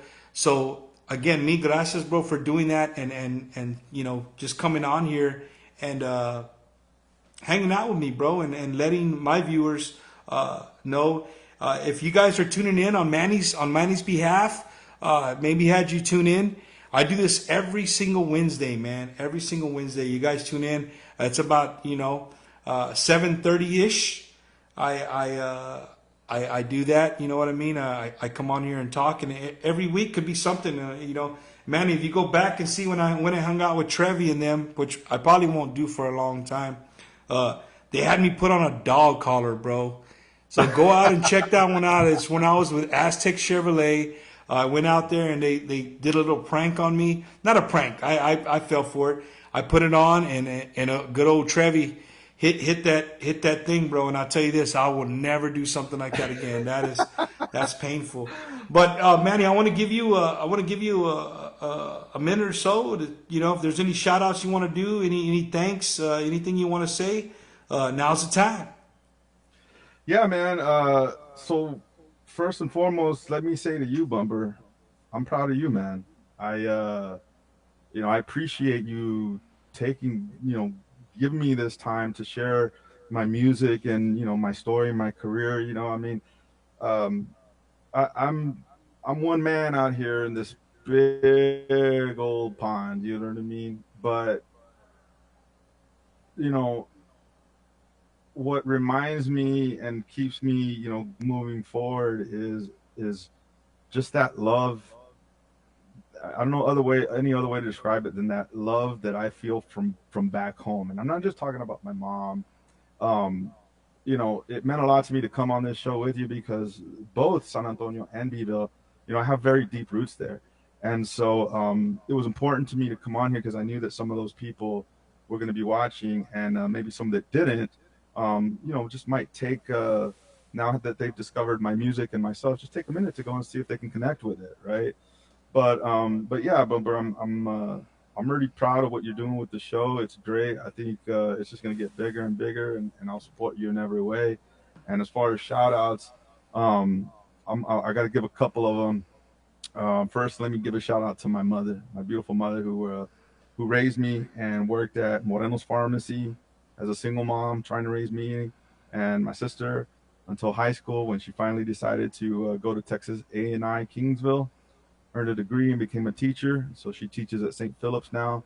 So I'm very proud of my mother as well, and I'm thankful to her for everything that she's ever given me, including my life, and just all the guidance and being both my mother and my father. And there's no one else on this earth that I can thank more than my mom. And obviously a shout out to my sister as well, who very well from the family. We all know Yeah. your family, our family. I want to say shout out to Grandmaster B out there, who I talk to all the time. We butt heads, on Trump issues, but when it comes to the stanky herb, we see eye to eye. So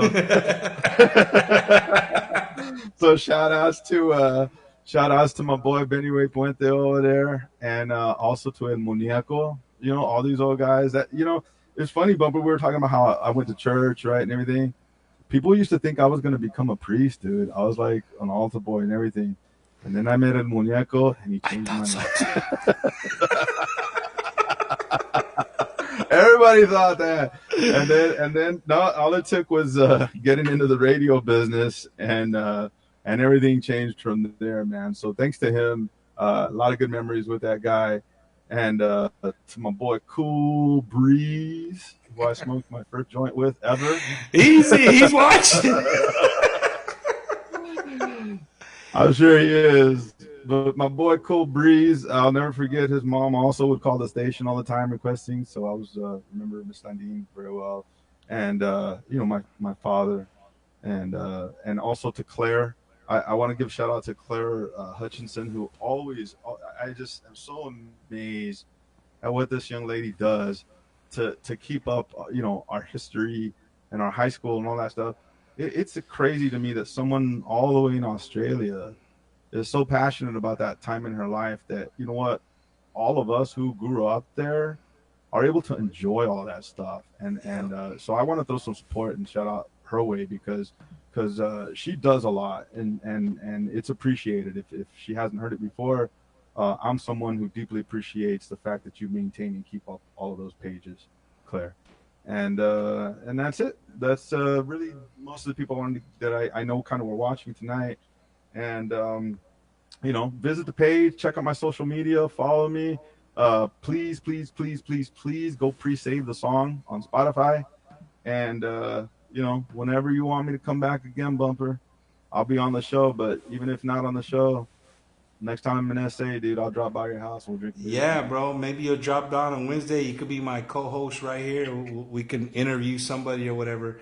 But Manny, again, bro, thank you, Vato. Keep doing what you're doing, bro. Keep living your dreams, homie. Keep living your dreams, dude, and don't let nobody tell you that you can't do what you want. I mean, to this day, nobody's stopped you from doing from what you want. Keep being you, bro, and remember, there's always somebody looking up to you. Just like you said, you make your hometown proud. Whether people look at you in the face and tell you they're not going to say that, but I can guarantee you that people are watching tonight, or they'll watch tomorrow, or watch later on YouTube, and be like, "Man, I know that guy, bro. I know that dude. I went to school with him, whatever." So dreams can come true, man, whatever they may be. Manny, you're a living proof of it. Again, mil gracias, bro. Thank you, and I'll let you sign off before I give my sign offs for the week. But again, thank you, bro, and we got to do this again soon. Sounds good, Bumper. I really appreciate it, man. And my love to everybody out there that watched tonight. We'll see you soon. All right, brother. Hey guys, so that was Manny J, man, live all the way from Hollywood, California.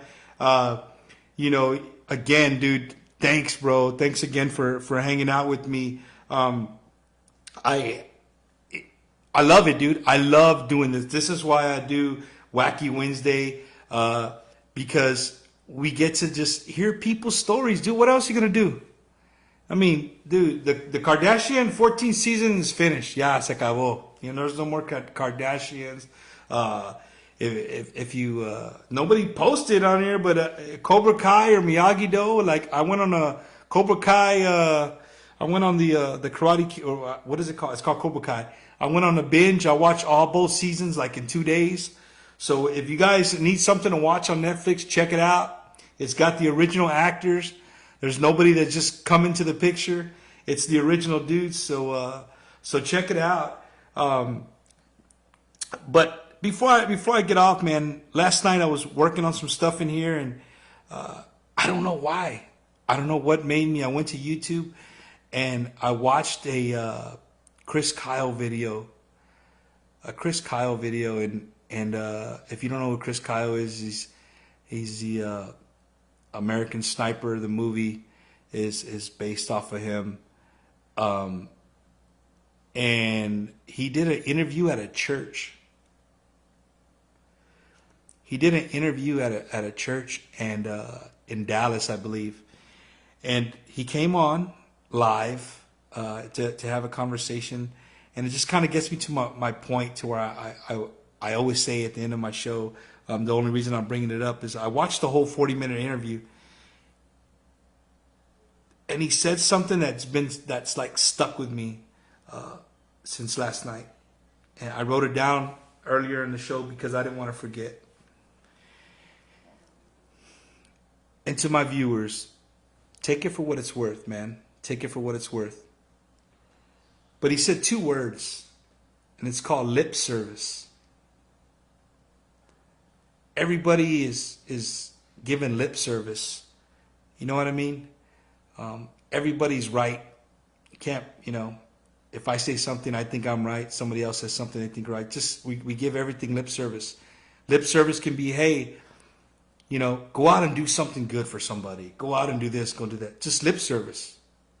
And and I'm real on here. This is my show. I'm real. My wife will remind me in a freaking heartbeat, dude. In a heartbeat, she will remind me and tell me, hey, you talk all that shit. Now let's go. Let's go. Well, what have you done? It's easy for you to talk about it. Now do it. So, lip service, man. Let's stop with the lip service as a country, dude, and start just being great people and good people. That's kind of what I want you to take from Wacky Wednesday. If you take anything, different people that we interview. At the end of the day, we just, I want to bring people who I admire and I respect, in all shapes and forms and all walks of life, so you can experience that. Everybody has issues, everybody has problems. So if you do anything this week, man, just stop with the lip service. Don't talk about it, be about it. Right? Do something nice for somebody. Do something out of the ordinary. Not, hey, pick up a camera, watch this. I'm going to go give a guy $5. No. No. Do something that you don't usually do. Make somebody smile out of nowhere.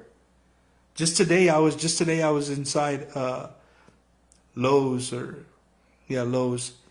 they had a football in there, and there was a lady, just looked like she was just having a rough day, an older lady, and I looked over at her, and she looked at me. We made eye contact through the mask. I picked up the ball, and I went like this. Go, go. And she looked at me with this funny look, and I picked up the football, and she just started laughing. And you know what? That's a little highlight of my day. We got to make a stranger smile. You know what I mean? So again, I'm not up here in a soapbox. I hope you guys don't think I'm in a soapbox, man. But I just want to be real with y'all. I try to be as real as possible. Thank you guys for tuning in, man. Again, if you're new and you haven't gone, guys, I'm trying to get to 1,000 subscribers, man. Once I get to 1,000 subscribers, this thing can open up for me big time. And it not even the monetary thing I'm talking about. Just to be able to go and share more than just the Facebook community. You can go out to the world on YouTube. So if you don't mind, man, if you've never been on my YouTube page, go to YouTube. If you log into your YouTube, look up Bumper Gomez, like, subscribe, and share. That's all. That's all I need, just for you to like, subscribe, and share my YouTube page. And stay tuned every Wednesday. I'll be on Facebook until I get 1,000 viewers on YouTube. I'll move over. But thanks, you guys, for hanging out. We went over a little bit this evening. But yeah, man, just go out and stop with the lip service and be about it. Whatever it may be, making somebody smile, buying somebody in front of you a coffee, whatever it is. I don't know. Just if you're listening, do that. And if more people do that, our country would be a better place, right? So love everybody. Thank y'all for tuning in. Another Wacky Wednesday in the books. We got a lot of people coming your way. There's so many different things coming. So just stay tuned. Wacky Wednesday's wacky. It's up and down. It could be sad. It could be, real life is what it is. But just keep tuning in, man. I appreciate all the love. I appreciate all the support. And one more time before I get off, I just want to say thank you to the A.C. Jones High School alumni page for being brought to bringing this show tonight. They sponsored the show tonight. And again, shout out to everybody who's associated with the A.C. Jones High School alumni page. Check them out on all social media pages. This is Bumper, Wacky Wednesday. Y'all have a good one. See y'all next Wednesday. Love y'all.